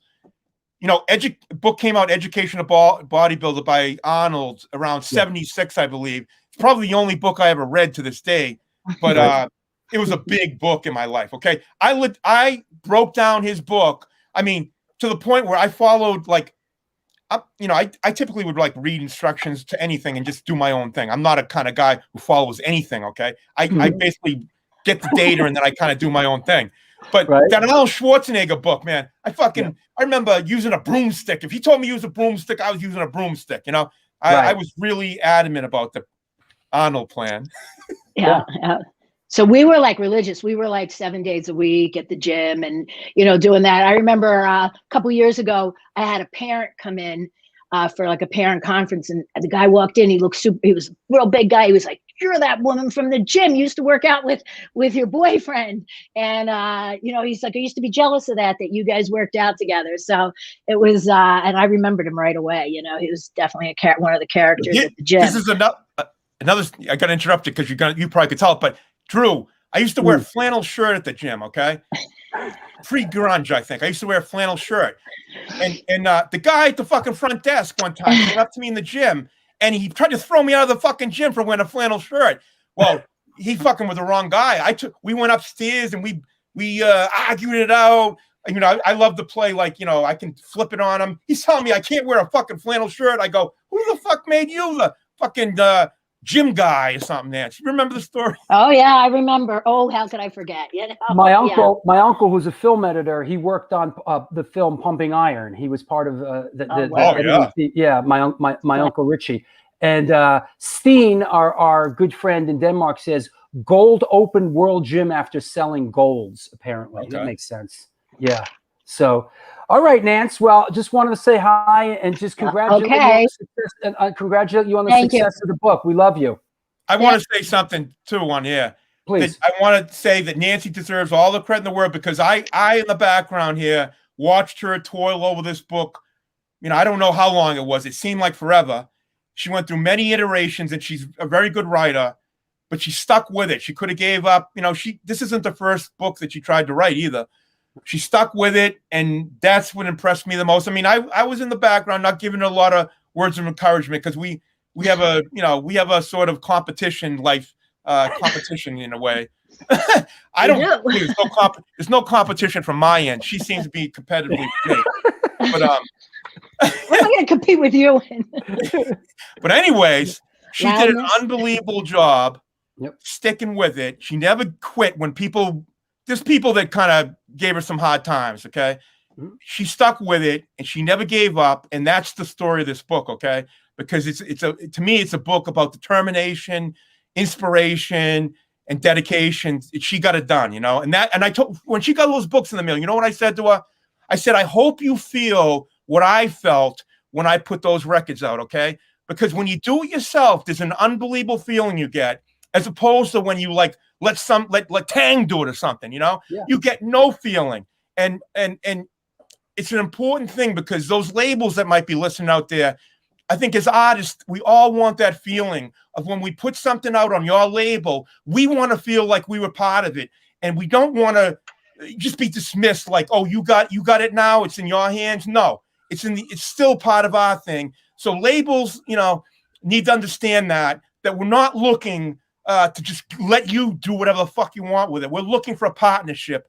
We're looking for, that's the kind of thing we want. So Nancy, I think I asked her, I said, did you get that feeling? You know, and I think she did. You know, it's a great feeling when you do something yourself, you know? Yeah. And Bazillion was so great to me. You know, they were like the real deal. You know, I kind of got screwed around with the first people that I was working with. And then, you know, to work with, you know, I was used to people like Ian and Al and working like with really honest, trustworthy people. Yeah. And, you know, when Bazillion picked it up, it was like, you know, working with Ian was absolutely incredible. So I was happy. So, and I said this before when you were on the show, Nancy, I really enjoy the tone of your book.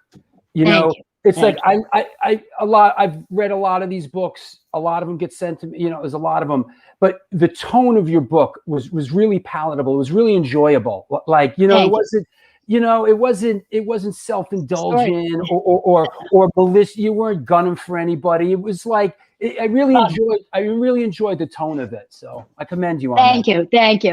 All right, you guys have fun. We'll see you later.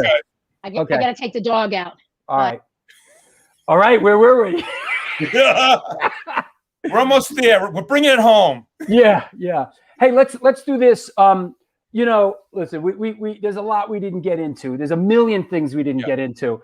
But let's do this. Let me take the last sponsor break, and let's come back and let's take some questions from around the world. And probably in doing that, we're probably going to touch on a bunch of different things. Sure. And listen, at the end, let's talk about this SSD 2024 thing towards the end. Okay, we'll pull it all together in a concise ending. I'll be back in a minute, brother. Hey, this is the New York Hardcore Chronicles Live, worldwide live. And we are sponsored by New York Hardcore Comics, The Organic Grill, the Texas Silver Rush, Chain Reaction Records and Skateboards, Your Core Hardcore Fan Page, DTFM Vinyl Distro, and Chacho's Tacos. Chain Reaction Records and Skateboards, located in Lakewood, Colorado, is the Rocky Mountain headquarters for all things punk, hardcore, and metal. Established in 2014, they have the largest selection of records, CDs, shirts, stickers, patches, and accessories between Chicago and Los Angeles. From the pit to the ditch, they got your back. Get in touch with them at www.chainreactionrecords.com. Also, as I'm doing this, get your questions ready for Al Barill. New York Hardcore Comics opened back in 2013 when lifelong friends Debo DePro and Lee Fairley combined their collections and obsessions for comic books, punk rock, toys, statues, Magic the Gathering, and all things horror. The store is located at 117 Main Street in lovely Dobbs Ferry, New York. If you want to support them during this pandemic, please contact them via email at newyorkhardcorecomics@gmail.com. Last but not least, The Organic Grill is a vegan restaurant located in the East Village of New York City at 123 First Avenue, featured in New York Magazine, New York Times, and Veg News. Their dishes have won numerous awards, including Best Veggie Burger. They make their own cheeses, sausages, and burger patties, and every dish on the menu can be made gluten-free for all you gluten-free motherfuckers. This year, they are celebrating their 20th anniversary, and they're all about having a great time while enjoying amazing, clean food. After 3 months of being closed and now open for deliveries, get in touch with them and order some great food at www.theorganicgrill.com. That said, let's get some questions together. Also, I want to shout out Pitchfork, New York Hardware. Want to shout out Friet Amplification. Want to shout out my old man Arnie Stone in Delray Beach, Florida, and everybody else out there. That said, let's bring our guests back on. Here we go. That All said. right. That said. That said. All right, let's. I want to quickly just mention the songs that I learned on guitar just to complete my thing was Van Halen. No, I forget them already. Forget it. Move on. Come on. What Van Halen are you learning? Like the Van Halen stuff was hard, wasn't it? Hold on. I wrote these down. I can't find it. Mean Streets? No. No. Keep on talking. I'm going to. All right. Keep on talking. I'm sure you're wondering how you can support the show. If you are, that's the case. There's a Patreon page. Patreon is available. Here it is. Join the show. Support the show. That's you enjoying it? Are you a lurker? Are you out there lurking? You can come in from the cold. Join the Patreon page so we can continue to do these shows. I'm getting kind of good at it. Kind of good. I'm not saying I'm all that, but I'm that. Join Patreon. There's also a PayPal page there as well. Did you figure it out? Yeah, Ain't Talking About Love. It's a pretty simple song. Yeah, hey, right? Yeah, but I mean, I learned that, I'm learning the fucking basics, we're not getting too much into it. And the Key Ramones song that I think really was like important for me to learn, and I don't know why it's important for me to tell you this, but whatever. What Ramones song? What's this song? Road to Ruin, like the second song of the album. On Road to Ruin? I don't know. Yeah. Audience, second song, Road to Ruin. Let's find out what that is. Okay, here we go. You ready? Yeah. Al, do you still have that straight edge jacket? Nancy's got it, yeah. Okay. You gotta understand, everything that I owned, she'll be selling at some point. Listen. So the straight edge jacket still exists? It does exist. In fact, like Chris from Bridge 9, it kind of did like a simulation of it when I brought it over to his place in 2012, and Nancy has it. She still has it, the original straight edge jacket. Yeah, I think actually some like punk rock museum wanted it recently or something. Something like that. Okay, this is interesting. Are you a big Randy Rhoads fan? Me personally? Yeah. I guess who else should be asking? It's like that scene in Young Frankenstein where they lock him in and goes, "Hey." I wouldn't call myself a big fan, but I was knowledgeable of that album. Pretty amazing album. Yep. All right, here we go. Al, how did you get your distortion tone on the early SSD recordings? Your guitar sounded so angry. Was it a pedal, or did you just plug straight into the amp? Yeah, a lot of people ask that. I think the first record was SG straight to the amp, straight to the 50-watt combo. I had an MXR distortion pedal. I think I had a Ibanez Tube Screamer at one point, but back then they were just noisemakers. I had a fuzz, like one of those Jimi Hendrix fucking distortion things or whatever. But I thought they were like noisemakers. They weren't worth the headache, so I didn't record with them. Makes sense. Al, how much for the straight edge jacket? Yeah, well, that's yeah. I don't think so, Adam. No, I mean everything's for sale as far as Nancy goes. I think. Tell me about it. I stole one of my gold records off the wall. Yeah. All right. This is good. This is good because we need to touch on this. This is from our resident historian Chucky Brown, who says, "Oh, I was waiting for this one." In 1984, third album How We Rock, was the album cover influenced by him driving 3 days to California in '83? I believe people thought it was a ripoff from Judas Priest Heading Out to the Highway vid. Yeah, that's a famous, that and the heavy metal thing. I think you're putting all these together, and that's what people got it. People got to understand. When we did the '83 tour, we didn't tour America. We drove straight to California. So, that's the fucked up part of me is that I do things differently. I felt it was necessary to drive straight to the West Coast. I didn't think if we played out to the West Coast would ever actually make it there, because I figured that something would break or something I'd break or something would happen. So we drove straight to the West Coast, and I don't know if people are aware, but at least back then, everything west of Ohio basically was just like the picture of How We Rock, and that's what left the impression after '83 in my mind. Like that's because I did all the driving, or at least 95% of it. So that was what left the impression on me. Is like, it left that impression not because I wanted to make an album cover, because I couldn't believe that, west of Ohio was just nothing really. It was really amazing to me that the country is so huge. So, that trip was an important trip because I got to see how big the country really was. But as far as the Judas Priest thing, I'm sure there's probably been who knows? It might, it's a common thing, right? Judas Priest, I think, had a video. I mean, who knows? But it was strictly, we had a song called On the Road. That's all I saw. And I didn't have any other ideas for an album cover at that point, Yeah, that's brutally honest. That makes sense. Right. I mean, I think those first two album covers, for whatever reason, mainly the reason being Bridget, Phil on the first one, and the second one, Passed Brian, and me. He basically drew the second one based on what I want. It kind of came some loose definition, and he went to town. And that's always how I like to work with these. That artist was a airbrush guy, Mr. B's brother, actually, and he did a pretty good job. I thought I liked it, and I told him I wanted the SSD, 3-dimensional, to look like a beveled. Who painted this cover? Do you remember? Mike Bastarash, brother. Oh, okay, Mike, Mr. B's brother. Yeah, he airbrushed it, and I wanted to find an airbrush person, because of the van connection and everything. I was really into airbrushing and vans and everything, and hard to find an airbrush artist, back then.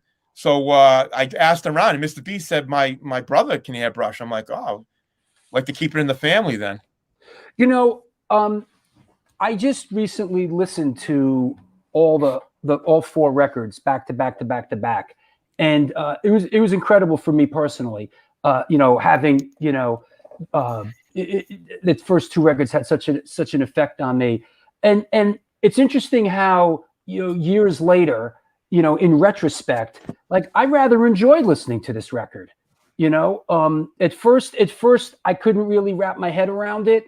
It wasn't Get It Away. I couldn't really get acclimated to it. I certainly couldn't get acclimated to the last one, but I've really enjoyed listening to records 3 and 4 the past couple days. I think in a certain regard, the persistence of time has served these records well. Your thoughts on that? Well, I agree with you about time, because I've gone through periods where I've enjoyed them, periods I couldn't listen to them, and then periods maybe in between. So I think maybe all these records, maybe put people, at least people who were around that point, if they go back and listen to them, might go through those same kind of listening experiences. But I'm not sure how a person like who just stumbled upon the music today would think about it. But the way I thought about it was, the reason why I mentioned Cheap Trick, AC/DC, Van Halen, and then, the greatest band I ever saw in my life, which was Bad Brains, throw Black Flag, and then, the Washington bands. And to me, SSD was like the hybrid, right? I mean, we're like, that's the way I build on music. Like music always built like there's no doubt in my mind, you say about that lineage, that connection. The connection was, from the remote. I mean, and I'm not saying we're in the same vein as the Ramones, but obviously the Ramones, if the Ramones weren't there, we wouldn't be here. You know what I'm saying? So you can make those direct connections, along a lot of those ways. But I'm just saying, yeah, without those bands, we wouldn't be here. And SSD was, definitely a strong collaboration. I don't think you could really replace any member and it would be the same band. And maybe some bands, probably a lot of bands are probably the same way. But then there's other bands that you can replace members all the time, and no one misses a beat. So yeah, I don't think that would be the case here. But yeah, that's it. This fourth and final SSD record, in retrospect, I remember you telling me at some point that you weren't happy with the recording process. It was rushed, perhaps. So, like, any sort of perspective on this for the people out there? Yeah, I don't. I think actually, sonically, that record might be the best engineered record, because I think when I listen to like the drums and some other thing, I hear better recording. Yeah. So I think it's the best recording record. I'm not sure if we nailed the speed part of it. I think when I listened to him, even back then, in '85, when I listened to him, after I listened to him, I wasn't sure if we got the speed part right. And so at times I've listened to him and I've said, wow, these songs are dragging, they're too slow, Then sometimes I've listened to him and I'm like, we got it right on the button. And then another time, I'm talking like over 20 years or 30 years, I've listened to him and I said, no, it's slow again. So, and I've actually kind of tried to quantify it, going back, and maybe I would boost it up like 1 or 2 tempo points, no more than like 3 clicks, but it probably could have been boosted maybe 2 clicks or something like that. So it's not that far off, but it's off a little bit, I think, and that's the other thing. People quickly, there was no move to go to metal. The move was to go slower, to improve the singing, improve the songwriting. That was pretty much it. There was no other intentional thing. We didn't think we're going to be on a major label. I don't think the songs were ever there, whatever. Singing probably wasn't there. And that was never in the scope. The scope was to keep on evolving, to keep on incorporating, the things that we do well at. I didn't think we did well at playing fast. And if I was to go back, if I was to do one do-over, like one look back, I would say that we, speed-wise and tempo-wise, maybe get it away. We were kind of like right up to the point of chaos and losing it, but not, it probably was okay on hindsight, So that's what I would say, is that we weren't that far off in a speed standpoint. It was a little bit too fast. Like you could see it, like sometimes you couldn't get the lyrics in, it's just like, like even the song Get It Away, he's not, he's just like, you can't even hear what there's some real fast stuff on Kids Will Have Their Say. Yeah. Oh, well, definitely. That's fast. I'm just saying in Get It Away, it's fast, but it's when I speak about the speed part, it's like trying to fit the vocals in with the song. It's like, it all comes down to the vocals. Everything that I did or do today or did then was trying to figure out, well, how do the vocals fit onto the music, really, right? I mean, you must know the same thing, right? Sure. That's the real key, is right. How do you fit those vocals on, right? And as you were the band's principal songwriter, you had to make all this work. Now, just did you write all the lyrics for the band? Well, I did initially. I think Springer wrote a few, and then I kind of took over a little bit. I definitely think I wrote the second two records. Third record, I wrote pretty much everything. I think by the time we went to the fourth record, I was willing to let Springer, whatever. He wasn't like, believe me, Springer came in with lyrics at any point during the thing, and they were good lyrics. They could have been on the song. You know what I'm saying? He never came in and said, look, I really got this song. I've been writing this at home, and he never said that to me. I think the first song he wrote was a song called Spy, S-P-Y, okay? I imagine it was about spies, okay? Well, I didn't really like the subject. It didn't mean anything to me, so I said, I think I better start writing the lyrics. That was all I remember, okay? So that makes sense. Now, I'm not trying to embarrass him at all, and because honestly, he deserves all the credit in the world for being a singer that would allow me to write the lyrics. I mean, it's not like uncommon. I think Elton John, other people didn't write their lyrics all the time, right? Of course, so it's not always the case. So it's not a bad thing. Actually, I think it makes Springer a better person for being able to do that and not get hung up on it. Now, in a perfect world, maybe the singer writes all the lyrics because maybe it makes him feel more comfortable singing them. Mm-hmm. But Springer seemed pretty comfortable singing my lyrics, so I don't think that was really a hang up. He never once complained to me and said, man, I can't sing these straight edge lyrics because I'm snorting cocaine or something. I mean, he never said that to me. Right. Not that he was doing that. I'm just saying he never said, I can't sing your lyrics. If he had said that to me, I don't know what would have happened. You said something before that was interesting about how you never, we didn't have these discussions with people. And right. What crossed my mind was that all this stuff was in our world. It was in our universe at the time. We were living it. It was sort of our environment. It wasn't like we needed to. A conversation almost didn't. It didn't feel. It wasn't necessary because Minor Threat. Straight Edge. The song Straight Edge. We were sort of living this. Everybody was sort of being touched and influenced. By that same stuff. We were all sort of in that environment, so to speak. So well, can I ask you a question? Because you drove in my van with me. Yeah, of course. Did I talk? I mean, I don't know. Did I talk in the van? I didn't think I did. No, I never ever remember having a conversation with you about drinking and drugs or any just of that. Talking about high level stuff. I don't remember really. No. Right. I mean, whatever. I'm sure we had some high level discussions about something, but the point I'm trying to say is at that point, I was 20 or something, I didn't even feel comfortable talking to everyone else. I was still trying to do my own. I'm trying to grow as a person myself. Right. Right. I didn't feel comfortable sitting down and telling everyone about something that I'm still trying to grow through myself, Yeah, of course. So I didn't feel now, spinning forward as you go into like my next, after when I got up to age, when I got into the second set of my life, which was like, Gage and the second thing, I did believe I did feel I had to improve upon communication, but did I ever get down to the real nuts and bolts and like have heart to heart talks with everyone? I probably should have, you know what I did in that band?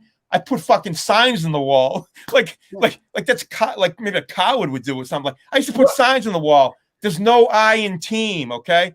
And I probably should have sat down. You sent this to me. This is sort of the what would you call this? This is like what you put up at Newberry Comics. This thing. Yeah, like Guitar Center, Newberry Comics. And there's stuff in here. I am looking to form or join a band with one key focus: be the best. My strengths include strong organizational skills with a clear direction of what it is to succeed. This band has no formula copy to emulate. Don't expect to play out every. I mean, this is like a manifesto, bro. Like It is. Like what? Hey, you nailed that. I am good for the manifestos. Nancy calls them. She has another name for it. She calls them the.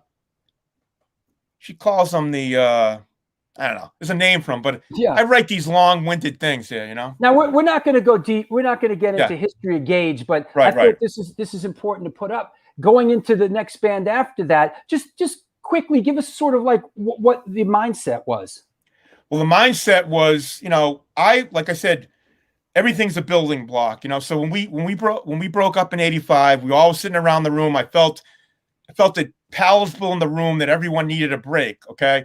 And so SSD, I remember being on the couch and I said, hey, I think, you know, we should give it I don't know if I said the word quit, break up, take a break. I don't know what the words were, but, you know, they were words that had to be said, you know, and I think everyone in the room felt that we should move on.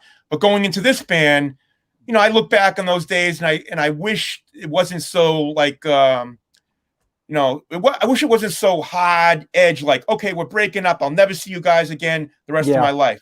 That was one thing I felt that was not really how it should be. So in Gage, I said, I'm going to find 4 or 5 guys that, you know, it's not going to be like that. We're not going to say, hey, we get a little argument or a tussle or things aren't going good. We're going to just run away from each other and break up. I said to them up front, look, we're not going to break up. This band's never going to break up. We're going to just keep on doing our thing. Well, even though I told them that, they didn't listen to me because we started peeling off members, you know. Francois left, and I lost a guitar player, another guitar player. So, you know, I might have had great intentions, tried to be very communicative to the band, but they didn't listen, I guess. So, you know. Well, you know, one thing is that at the time of the whole SSD thing, I mean, you still had guys in SSD. I think when you guys broke, I think, well, maybe they weren't still teenagers, but everybody was very young still, you know?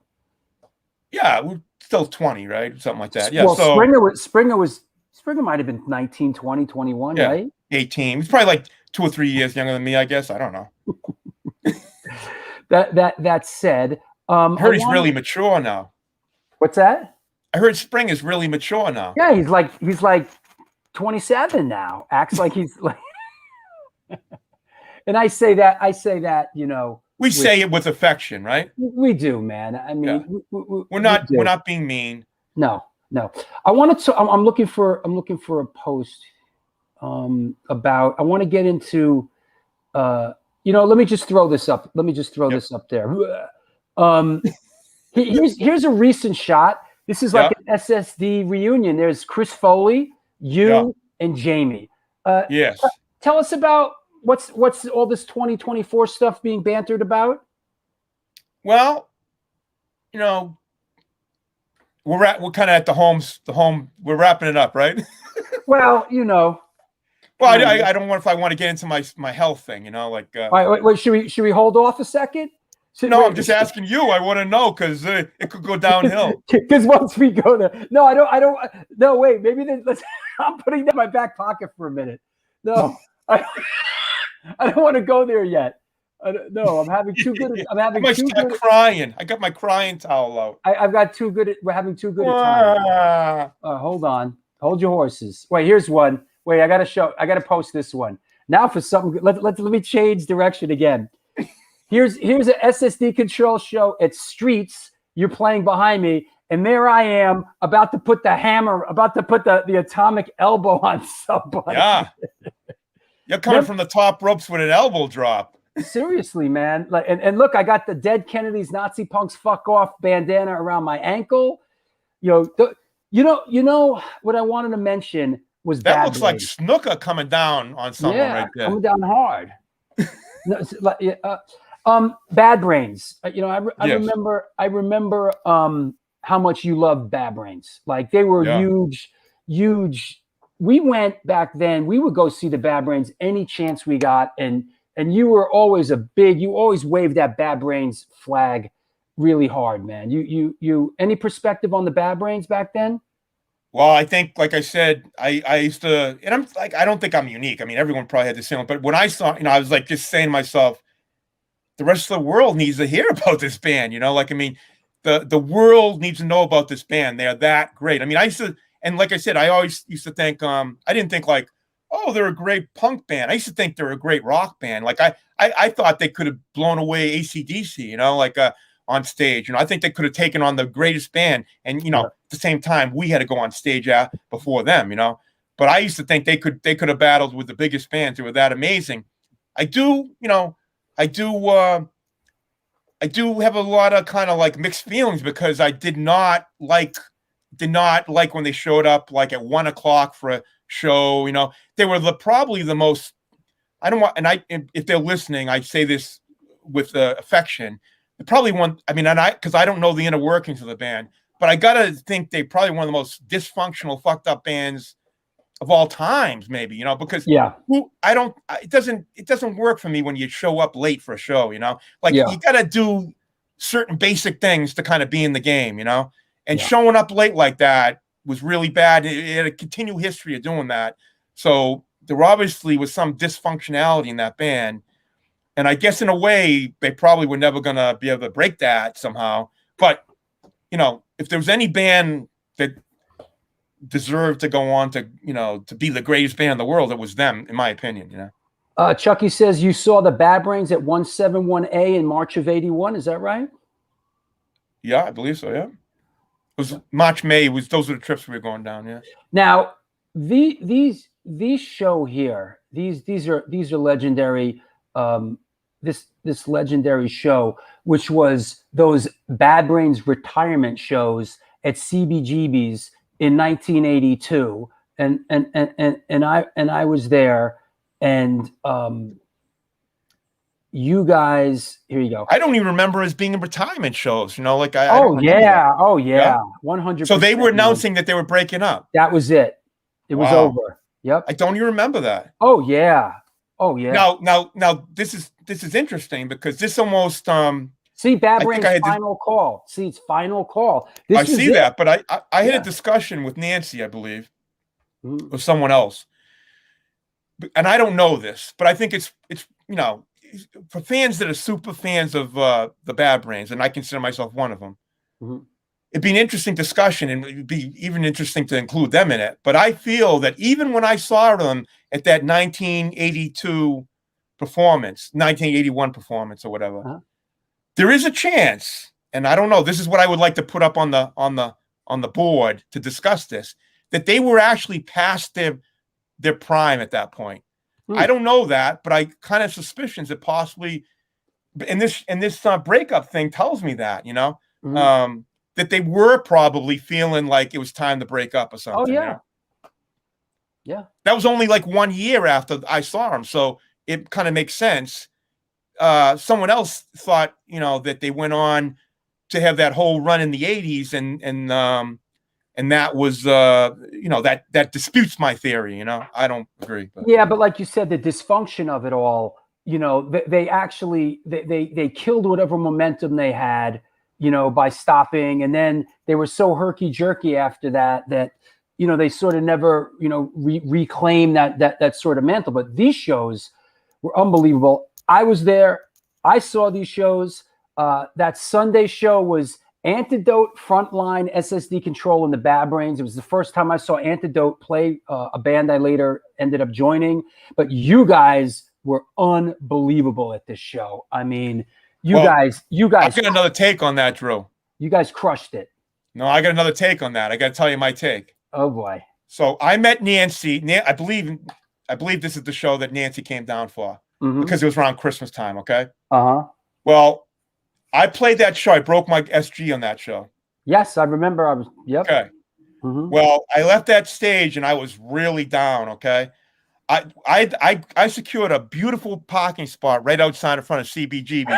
One of the best things I've ever done, okay? Right. Beautiful spot. Right out front. I loved it.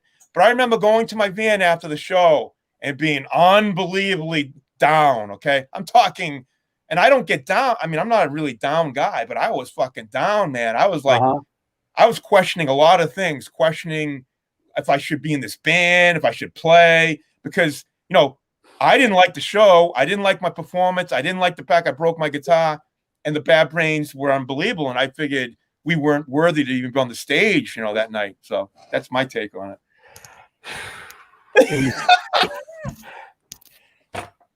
That's art, man. Right? That's Yeah. art. You know, you think your performance was lackluster, and other people say that changed my life. I mean, that's sort of the irony of art. I broke my guitar doing one of those jumps, like we talked about this earlier. I don't know if people realize that. I'm looking for that photo right now Right. as you're talking. Well, I'll just describe what Yeah, my idea was. Go ahead. To do these jumps, but to not land on my feet, to land on my back. That was the idea. It was like I basically was I was simulating El Olympico, which was one of my famous wrestlers that I really enjoyed. El Olympico was the high flyer of his time, guy that would jump off the top ropes. He was before Jimmy Flash Stuka, he was, to me, the original dropkick guy, but I'm sure there was others, maybe Mil Mascaras or something. I don't know. There you go. But El Olympico was the guy. So I used to try to do my version of it. And the goal was to not break my guitar when I did these leaps. In the end, some people might say I broke my back, but it was fun. Well, listen, I know we're treading on sensitive ground here, but I was there. I was there at this show. I was there at a couple of other shows, and the total disregard that you exhibited, in doing these jumps, nobody did anything like that. You would jump in the air and land on your friggin' back, and it was almost and the message coming across was just like, I don't care. This music is just this. There was nothing more intense than that. There was nothing. It was. I can't even put it into words. What it was. It was, and you would end the set with that, and it was just, the set would end with just total devastation. It was incredible. I know. Am I paying for it now? Yeah. Well, I don't actually believe that, but I mean, I do know what I was. It wasn't. It wasn't. I mean, when I did it was spur of the moment, but the fact that I was gonna try to do these kind of jumps wasn't rehearsed, but it was thought out. It was. It was part of the moment. It was part of the intensity. Right.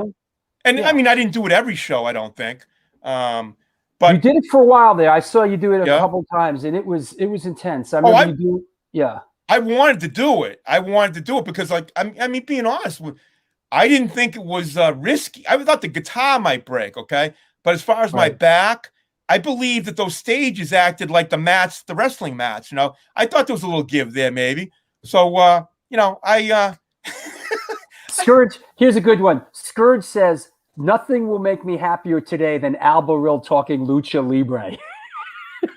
Yeah, that's awesome. Well, that's great. We're trying to tie it all in here. Yeah, like Lenny says, to be young and indestructible, right? I mean, that's really, I mean, it's a. I don't like. I think I asked you earlier. I wondered if to this day if anyone else tried those dives, because they there's a lot of risk, because when you hit the ground, your reaction is to go like with your left hand will go like this way, and you're gonna hit that neck on the ground. So you got to kind of jump, and you got to think about it. It was incredible. I was there. I saw it. It's like I'll never erase that image from my head. It was. Now incredible. You should throw up those X-rays right now. I'm looking for them. I'm looking for them. It's in the medical folder. I know. You sent me 300 folders, bro. Oh, medical, it says. Hold on. Behind the music, this, I got to say, this guy sent me an incredible amount of material. So. Well, I want to say, Drew, maybe you'll see my work ethic, and you'll understand. You'll give me a shot on the Stone Network to produce my own show. Well, we got to do a sports thing. We talked about that. No, I want to be, but I don't want to be on-screen talent. I want to be off-screen talent. Oh, I see. I want to produce. Director. I want you to be the producer. I want you to let me produce the show on the Stone Network, because you need more content here. Be honest. Let's be honest. You need to branch out, get some more content here. So it's true. You make me a producer, and I get the guys. I don't do all the work myself either. Well, who's the on air host? We'll have to find them. Jack from TSL will do it, maybe. We love Jack. Yeah, we'll find them. But anyways, Jack's the best. did you ever? I told you this. I'm not going off. I want to plant the seeds here. Did you ever? Go ahead, do it, Johnny Appleseed. The toy hunters. The toy hunters. Okay, yeah, let's get Tesco in on that. Tesco's a toy collector. Yeah. Let's have Tesco. They're both from Detroit. Those two guys too. I think maybe they hate each other. I don't know.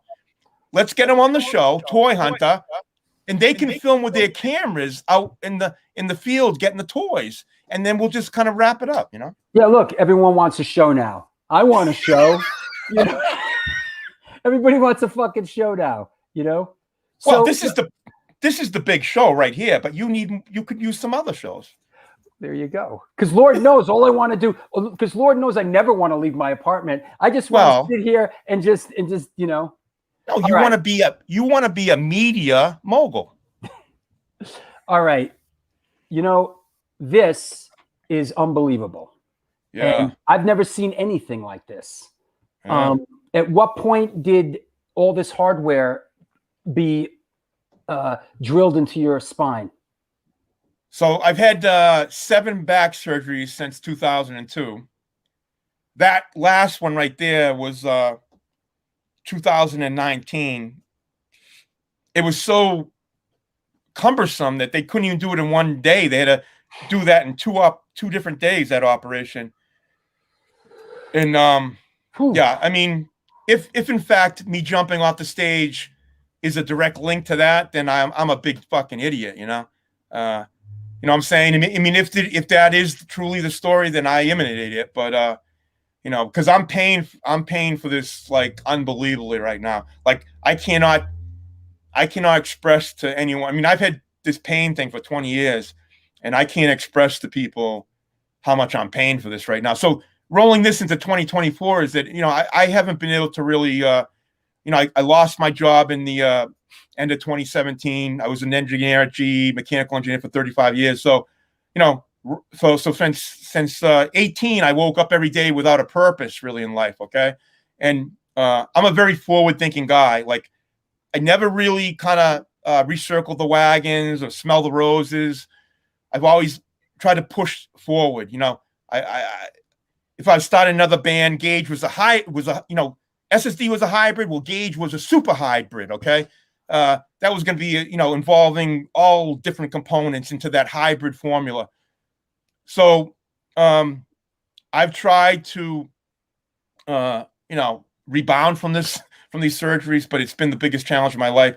And 2024, on a personal note, is to try to give me a challenge, which is like an unbelievable challenge to get the fuck off the ground and regain some functionality in my life, regain some purpose in my life. That's what 2024 was. You know, it's a selfish part of it. And then the team aspect of 2024 was to, you know, tell those guys how much I appreciate them, and to tell them, you know, I'm sorry if I did if I ever did whatever I did wrong, I'm sorry. Aww. And just to let them know that I really do care about them, you know. So, wow. Yeah, that was 2024. So, you know, I personally never wanted to kind of, you know, go out the way we did. It was a mistake. I tried to improve upon it and for the bands. So I wanted to see if I could correct this by somehow before, you know, one of us dies, and I'm guessing it's going to be me, maybe Springer first. I don't know. But anyways, I'm thinking, you know, it'd be a terrible way to end, you know, to just go out like that way. I'd rather go out on friendly terms. Yeah. And you know, so the idea, you know, I floated actually to you, like, hey, could we play A7? You know, like in my opinion, if we in 2024, if we got in a van and played A7 and drove home and never played again, that would be enough. Okay. So for all the motherfuckers that think I'm out there stealing their gigs, okay, these current bands, I'm stealing their gigs or want to play their shows, that isn't the point. The point is, I told you, the point is to see if I can do something that's almost impossible, I think, at this point, would be me to play guitar in SSD, okay? I want to see if I can pull that off. And, the world will never see it if it sucks. The world will only see it if it's, comparable to what was going on. So there's no risk of us sucking because you'll never see it if we suck. But all my I have A7, all my A7 people are reacting. Holy Why, fuck! They don't want us there? Come play the A7. Yeah, I'm serious. Yeah. If A7 was all it was about, that would be enough for me. Now I don't know about the other guys. I'd have to talk to them about it. Mhm. But for me, if that's all it was, because the whole thing is this is about the process. It's not even about the end result. The end result isn't me or Jamie or someone else. I can't speak for everyone, but I'm going to tell you right now, Al Barill does not need to go on stage right now. Okay, that's not something that's going to change his life a lot. Okay, Al Barill needs to prove that he can get the fuck off the ground and do anything, okay? So this is where I need music to save me again one more time, to make me, inspire me to get off the ground, inspire me to, to play music again, just to, to overcome this unbelievable obstacle that I'm facing right now. And somehow show those guys love, show the show the people that support us all these years, the same kind of affection, the same kind of love. I mean, that's what the merchandise, when I build these boxes for people, the whole merch thing, it's supposed to be about me giving back. Like I think I'm a giver, okay? I never consider myself a taker. I'm a giver. So I want to give back. That's what I'm trying to do. Hey, it's inspiring. And I hope, you know what you're going to need? You know what you're really going to need? You're going to need a good Jew manager. Hey, I told you could be part You're of the thing. You're going to need a good Jewish manager. Yeah. Well, I've been floating this out, all along to, the people that are film people, anyone involved in the thing. We need help. I mean, this isn't going to be something I can do myself. I know that, even though I'm probably going to try to do it all myself. I need help. I've got a schedule. I've got a plan. I've got, milestones we have to hit. This year right now, we're going to have a meeting. It looks like it's going to be the end of July, and we're going to film it. It's going to be a table meeting, and then we're going to go off and play 1 or 2 songs. We're going to tape it. Okay. So, I want to shoot it properly. So if this is all there is, this could be, if it blows up after this meeting, I want to have it to document it, because it could be spirited. I expect to have a spirited discussion. I expect it to be controversial. So, and I expect it to be unbelievable when we play, I hope. So this is what I'm hoping for. And then, the next year, I think 2021, release Kids Will Have to Say on vinyl. I know a lot of people want to hear that. No, that'd be 2022. This is 2021, right? So 2022, put Kids Will Have to Say out. I think by the end of this year, I'd like to put the digital Kids Will Have to Say out, end of this year into next year, vinyl next year. And then 23 would be like, okay, let's really work on the live thing. Let's work on, maybe cutting those 10-minute gaps out in between songs. And I still got physical challenge. Like my right hand is numb still, Like, how's your exercise regimen? Are you? I saw you were doing a little work. Are you getting out there? Are you exercising? Yeah. So this July will be 2 years, and I had a previous fusion, not the lengthy fusion I had, and typically that's what I remember from the bones healing and stuff. It's those operations are so severe because it's not just a knife. It's like a hammer and chisel. If you ever looked up on YouTube, fusion, spine fusion, they actually, you'll see the surgeon going like this with the hammer and chisel. It's like it's not defying surgery. It's hammer and chisel, and so if you're asking me, I don't know what the future holds. Now we're into April right now. In the next month, I'm gonna ramp up my physical activity. I won't be, I can't lift weights or anything, but I'll be like, out there doing stuff. I hope at the end of this calendar year, I'll be better than I was at the end of last calendar year. Because at the end of last calendar year, I was really down. I mean, I felt I was suicidal. I didn't feel good. So, it's a balance. I have to, the only thing I'm going to say to people is I've been in the pain game for 20 years, and this is like by far the worst it's ever been, which is sad because I had 7 operations trying to improve my quality of life. And if anything, it's just gotten worse. Okay. And the pain feels like I got an elephant sitting on my middle of my back right now. And I feel it in my front of my ribs. I feel it's unbelievable. Anyways, I don't want to belittle it.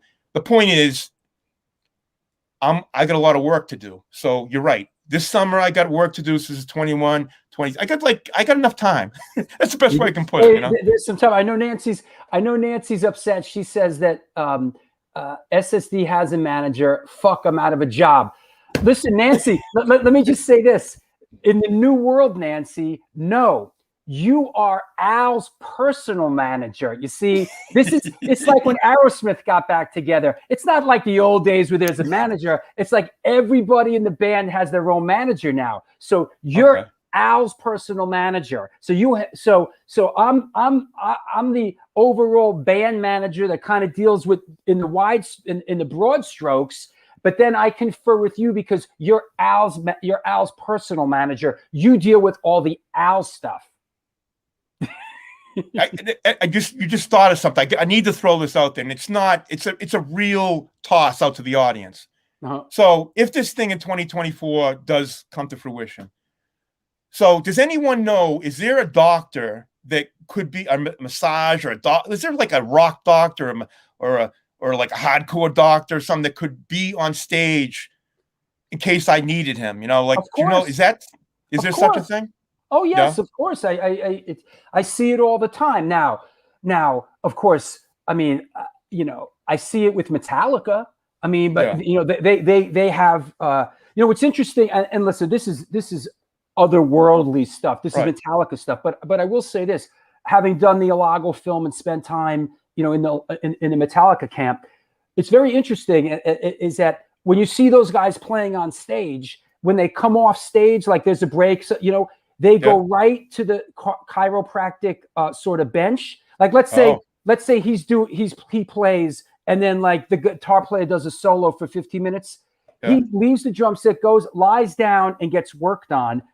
It's like that. That's sort of what I never knew that. I was just saying it. I was just saying it because I knew Axl Rose used to have guy massage and whatever. Oh yeah, yeah. I'm just saying, and believe me, the economics might that's why we might not even for us to play. This doctor thing is like has to be there, like it's not like an option for me. I know I need help. I need every help to do this. So, the economics might. I don't even know. I'm just throwing out there. If someone wants to volunteer for this role, I would need that. Well, listen. That it's going to be a long, hard road, and in the end, this is the new world. It's not like we're playing it's not like we're playing a media workshop, right? Then the other thing, Drew, I got to admit, a lot of people, and I used to say the same thing. People would say, "Hey, we get offers along the way to come back." Whatever. Like I'd say. I never said like, no, I said, well, tell me why we should come back. That was the thing I said consistently over the years from 89 to whatever. I said, when people would approach me, I'd say, well, tell me why. Or if they said, hey, repress the first record, I'd say, well, tell me why, because there has to be a reason why. So in 2020, I do have my reason why. That's all I'm trying to say. There's a reason why, it's a matter of getting the other guys, to feel that they have the same passion to do it again, and if that all comes together, then it'll happen. If it doesn't happen, it's just something that didn't happen. It wouldn't be like because here's what I'm trying to get to. My point was, I don't even know if anyone cares. Okay, so maybe A7 is perfectly fine because we don't need to have a big audience. Maybe it's just 10 people in the audience, but if that's what it is, that's what it is. It doesn't make a difference. I won't have the doctor probably there, but maybe it will only be 10 songs and we're done, Hey, listen, you're not the only one that would have to, really take this seriously and do some work. You're not, everybody else, I can't say everybody else in your former band's in tip-top shape either, So there has to be a certain level of commitment and dedication exhibited by the other members as well. Yeah. It's not just Al's going to put himself through this year-long routine regimen to get his health and his focus back together, while I don't want to mention names, but some guys are friggin' wrecks. Well, but I hope those other guys realize that it's an opportunity for them to kind of get their ship righted again. I mean, I'm trying to right my ship. I joke online about me being fat, and I am fat. Don't get me wrong. I've got a lot of issues right now that I got to tackle. That being one of them. Okay. But I don't move. I wake up and I sit, either I lay on the floor, or I sit in a chair. So I live this very sedentary life, right? I have to flip the switch on that, Drew. I have to find changes in my life right now. And those are, I'm looking for them. I mean, believe me, my brain is, I'm not like, there's no day that I wake up where I'm not thinking about something. I just, those plans, those ideas have to kind of ferment and take earth and stuff. So I don't know where the future holds. I hope if we had the same discussion a year from now that you'd find me being a little bit more optimistic about my health. I hope that, Yeah, of course. I just want to say that you were asking about people caring. Well, Steen in Denmark says we care. And, our people from the car bomb parade says 10 people, 1,000 people are going to show up to that. Robert Hogg in Scotland will come to the reunion, Al. So, I know you have a lot of humility, my friend, but you were part of a beloved band that influenced many people. And don't be mixed up. There's a lot of people that care, man. Well, do you think, after I get off this thing, I'm going to be asking everyone, did I do okay? Because I'm wondering if I made people hate me. I don't know. Oh, that's the way I think. I'm being honest. That's the way I think. Bro, what's funny? I took all these notes and all this stuff, and what happened with it? I know. That was so great, man. That's just, it was organic, and it was just, it was great, man. And I hope the audience liked it, because it did feel organic. And yeah, our plan didn't really work out. We'll do more. Yeah. We'll do more. It was great. Let me bring Steven Messina on a second, and let's wrap it up. Did I beat the all-time record? I need to beat the all-time record. You did. I don't think I've ever done a show this long. In fact, I want to put it down, the stake in the ground, that no one will ever do a longer show. It's not over yet. Yeah, here we go. Upstate Rick, incredible show, brother, incredible. Yeah. Oh, thank you. I'm glad, because I don't know. Here, it's Al's show. Yes, here you go. Welcome. This is the Al Lethal Barill show, and I am the Ed McMahon, and here we go. I hope everyone out there understands. I'm kind of, I don't know. I can't really answer it myself, but I guess I'm different or something. I don't really know. Listen, our good friend Mike Judge says, if Springer won't do it, I will. Yeah, I would. That's one of my. I want to explain to some of these people, like the Mike Judges. I feel bad that I really should have been around still. But here's one big part of. I don't think this is another fucked up thing about me, is that about 1982, and I'm curious what you feel about this, Drew. I stopped buying records, to be truthful. Okay, I used to be one of those guys in Newbury Comics buying records like crazy. I was a super fan. But when I joined the band, maybe this is just me, because I couldn't be influenced by every new record I picked up. I wasn't going to buy, this record, and all of a sudden I'd be fucking thinking like this. So I had to stop buying records, So I only owned like up to Black Flag Damage. I never owned a Black Flag record after that, Right. I didn't go on those musical journeys. Huh? No, but it's important because I feel like I missed out on the youth crew thing. Okay, that's what I'm trying to tell. It's a long story. Yeah. And clearly I should have been paying attention to that thing that was going on. And I don't know what. I was driving a jet ski, I guess. I don't know. I should have been paying attention because those guys, like I just talked about that evolution things. It appears that those guys were taking their next step, and they were growing, they were growing what we'd kind of built. And, Absolutely. I remember going to like the Warped Tour. So it wasn't like I didn't check things out. I remember I'd drop into like places indiscriminately, being a lurker, like you said. I'd show up this church in Boston to see these bands. I think I seen Bane once there or something. I don't even know who the fuck I saw, to be honest. Okay, I would drop into these places. I'd drop into the Warped Tour, but I missed that Youth of Today, and I missed Judge. I missed some, Bold. I missed all these groups. Yeah. Mm-hmm. I feel bad about it. What matters, Al, is you're here now. And honestly, I'm not trying to sound corny, but we go through this a lot, and all this stuff is cyclical in nature. What this show's about, and it's not about me, but how I live my life is be here now. And who cares about yesterday? What matters is today and looking down the road from here. That's what's important, man. You know what the greatest thing on your show I've seen to date? I want to mention this because I don't think it probably didn't resonate.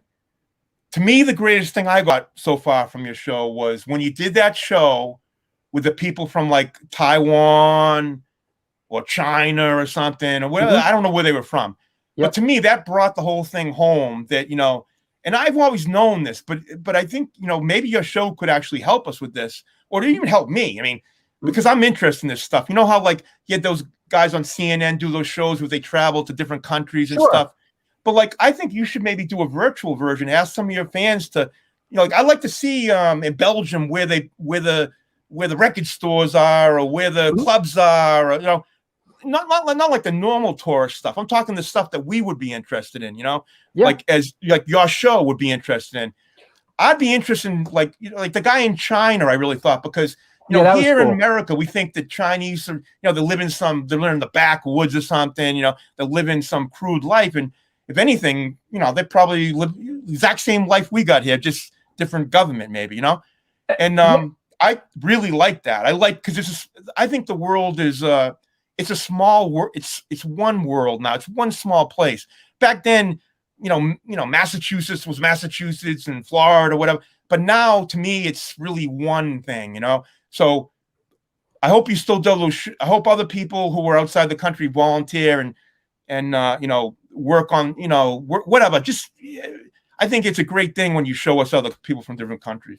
Well, thank you, and that's part of my love and my passion for this, and I really I enjoy doing it. It means a lot to me. It means a lot to me as well. Let me bring on Sid and Stephen Messina. How you guys doing? Stephen, boy, you've been hanging in there, bro. This is a marathon. This one. I'm surprised you didn't get the itis from all the food. He's taking some coffee. I came back out.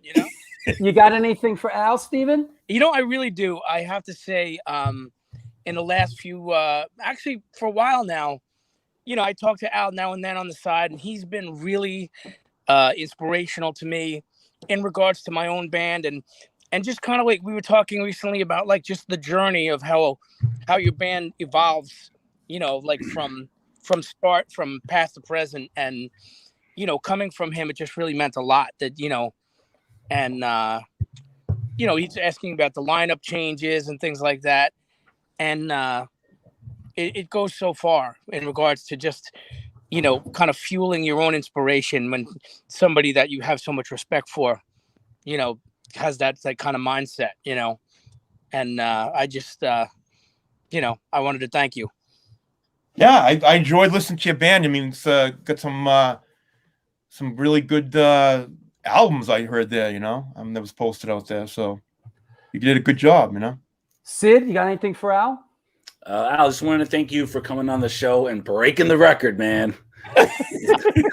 I'm looking at the time. Damn, that's a long damn show. But you know what? Really, it feels like 15 minutes. I'm ready to keep going. It felt like Dude, I feel it the same way. I couldn't believe it isn't this long. I told you. You were nervous when you came on at first, right? Yeah, but it just rolls off the tongue. I mean, Al, definitely did answer quite a few things that we were wondering for freaking decades, like about this and about that. Like he touched, you guys did touch up on a lot of stuff that most people, if not everybody, didn't even know existed.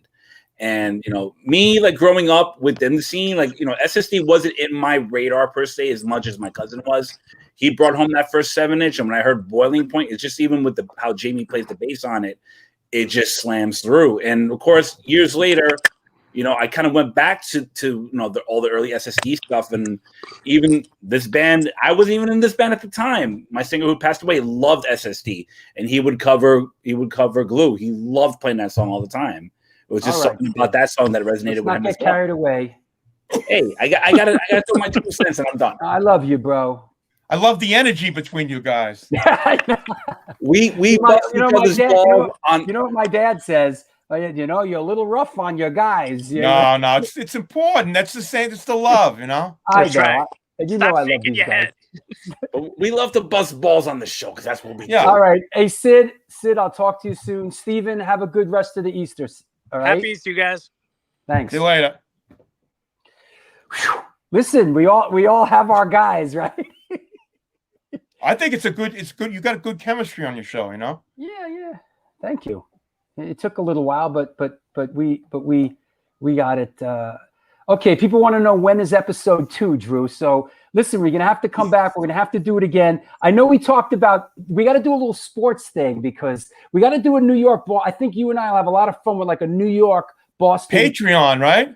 Sports. No. I think we can do a sports thing. I'll bring on Brett the bookie, my neighbor. It'll be hilarious.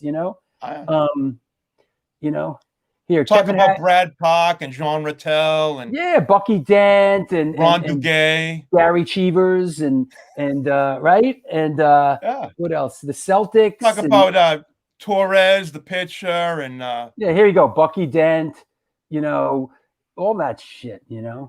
Yeah. Talk about There's a lot. There's a lot to go. Let's go Rangers. Jacoby Ellsbury was one a great signing. But Jacoby Ellsbury lives on my corner, bro. Why is he still a Yankee? No, that fucking thing was a mess. But he lives in New York still? No, he did. I don't know if he still has the apartment, but he lived right up here on my corner. That was a bad signing, man. That was bad. Yeah. That was like that was Greg Nettles. There you go. Stick that in your pipe and smoke it, Boston. All right. Hey, Greg Nettles is a hated man in my book. Oh yeah, I know. That's why Astoria Lou just brought him up. Here, fucking Bill Lee's left shoulder's hanging off because of Greg Nettles. Terry O'Reilly was hardcore. There you go. O'Reilly, don't fuck with O'Reilly. But who from New York remembers that picture of Bill Lee coming off like his shoulders hanging, like he's like, ah. Yeah, well, here we go. When Craig punched Bill Lee, right? He separated his shoulder, is what happened, right? Bad scene. There you go. All right. So hey, what do you say we get something to eat here? At this point, 2 words. Bill Buckner. Yeah, listen. In the end, pardon the pun, you got the trump card because the Patriots just ended up being one of the most incredible teams of all time, man. Right, but the Giants beat them twice. Well, beat them. We wrecked your undefeated season, man. I know you'll never let that go. Well, I had my first major back surgery that year, so I'll never forget it. Everything is linked to my health, Thomas Starkey says, I'm starting to think Drew's heart is more on the side of Boston hardcore than New York. It's, what? That's something we didn't talk about. Al, we didn't talk about that whole New York Boston thing and how I don't even like in the early days, it didn't exist. It was great, right? Give me your take on that. I'll give a take. Okay. My take is, I didn't sense anything, but then I think the New York thing was building up, and like I think obviously New York has a metropolitan area larger than any other part of the country to draw upon. And I thought they would, they started to come in. I noticed it. I mean, you guys would notice it better than me, but I noticed it around the time we played Rock Hotel. And you could see there was a different thing in the, it's like, I don't know if they were, it just seemed like, whatever. People had grudges to get or whatever, but I wasn't thinking that way. My personal apology would be to the people in New York and to my own crew is to kind of, maybe I mixed the message to them about my New York rivalry, which was purely sports, okay, by the way. And maybe I imparted something along the way that made those guys believe, I don't know, something was more to it. If I did that, then I'm guilty and I apologize. But to me, it was a friendly rivalry around sports, you know? Yeah. Okay. So that said, but once again, the greatest rivalry in sports, I must say, okay? So we're not just talking bullshit. We're talking Yankees, Red Sox, to me, is the greatest rivalry in sports, you know? yeah, we got to do a sports show. We'll have so much fun with it. On the way out the door, do you want to shout anybody out? Do you want to thank anybody or anything? Anybody that you need to mention? Let's mention this again. SSD Control merch, www.xclaim.com and at ssdcontrol.com. Go check it out. And, yeah, let me flash some of these things. I got, we get stickers and these pins and got this how much thing. This was something that I always wanted to make. Okay, it was like an obsession around this song, and I made them. And maybe no one will ever buy them, but I just wanted to make these badges. There you go. Oh, you know what I did? You know what I had? Do you remember when we? You know what I had? I sleeve hat. I broke out one of these, man. I remember when we used to wear these? Oh yeah, sleeve hat. Very, very should have caught on. This was a Boston thing. Yeah, sleeve. But hat. I mean, I think it should have caught on nationally, possibly. We tried a couple things that didn't take off, right? Hardware, that was another one. Remember Boston hardware. I thought that was a good name too. True Value Hardware. Yeah. Oh, well, man. You can't get hurt for trying, Yeah, listen, you throw shit against the wall and some of it sticks, right? Yeah, some sticks. It sticks, Oh God, yes. Anybody you want? Anyways, I want on the New York thing. I want the New York people. Honestly, New York was our second home. I mean, there's no doubt about it. We might even played more shows in New York than Boston. I don't know. It just felt like a second home. We felt very comfortable there. We felt very welcome there. We didn't feel any negative thing really. So I don't remember any of it until later on. That was later. Yeah. I mean, 81, 82, 83. I didn't. We used to come down to New York and have a lot of fun, I make fun of the city being back then. I don't know if it's cleaned up now, but I used to make fun of the dirt being always in the same place. It was just an observation. Yeah, but it was crazy. The A7 in 1981, that area was. So has it been all gentrified now and cleaned up? And your head would spin. It's like it is. That area A7 is it's like an NYU common now. It's all college kids and high-end bars and restaurants, and it is mind-boggling. It is it's incomprehensible. I mean, but it's still New York. There's still a lot of great touch tones. And like my dad says, the only thing about New York that remains the same is that it's constantly changing. Oh, definitely, yeah. Yeah. Do you want to, Michelle says, Al, thank you for coming on. I know you don't do interviews, but this was amazing. Headbands had its place in the 90s with the Earth Crisis era. Absolutely. Nancy says, take the dog out. So. Yeah, I'm glad she said that because, I don't really, this has been great. I enjoyed it, but I won't rush to do another one.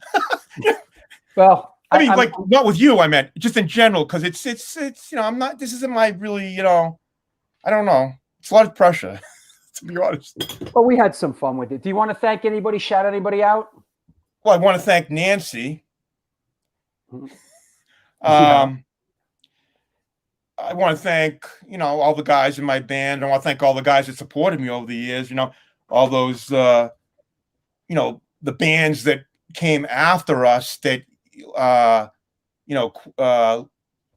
Quoted SSD as some kind of a musical inspiration or whatever. I mean, I don't think those bands maybe understand how important that is, to us. I mean, it really is, because it kind of makes us that's kind of what we wanted to do. We wanted to be recording artists and kind of push the ball forward.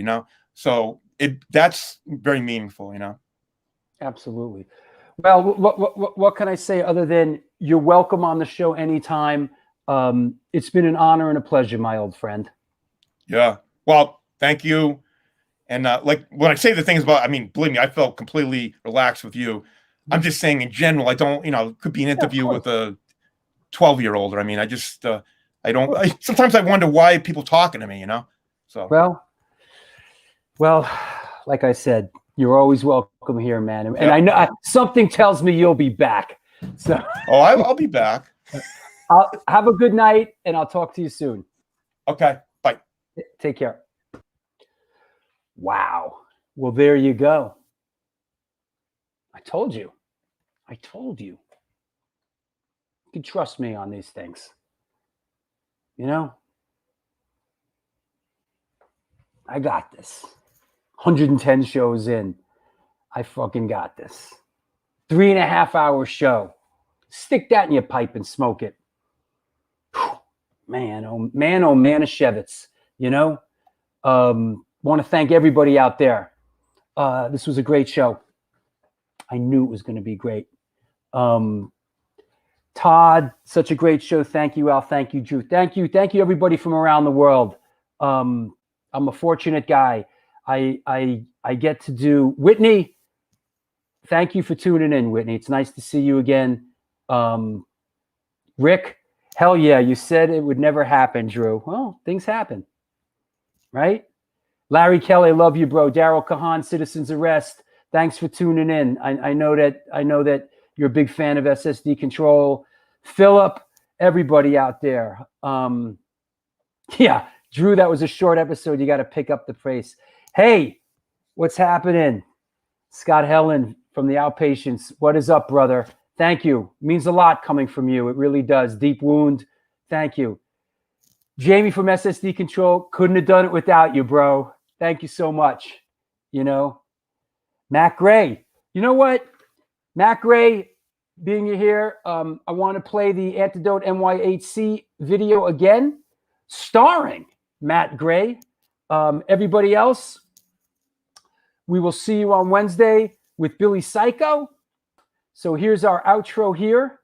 Let me find, this is Antidote NYHC. Think for yourself.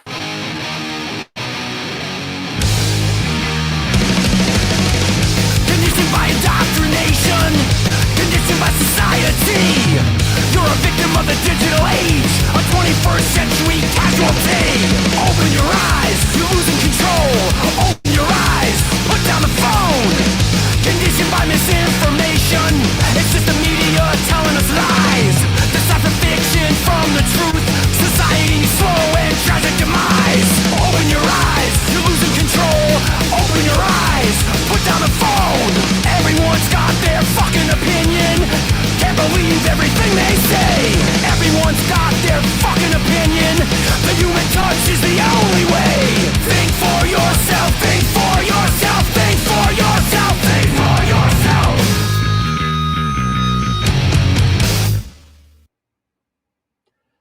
Well, thanks a lot, everybody. That was an incredible episode. I'm a really fortunate guy. I get to do something I really love doing, and I'm supported by my friends all around the world. Until then, see you on Wednesday. Do good things, and good things will come to you.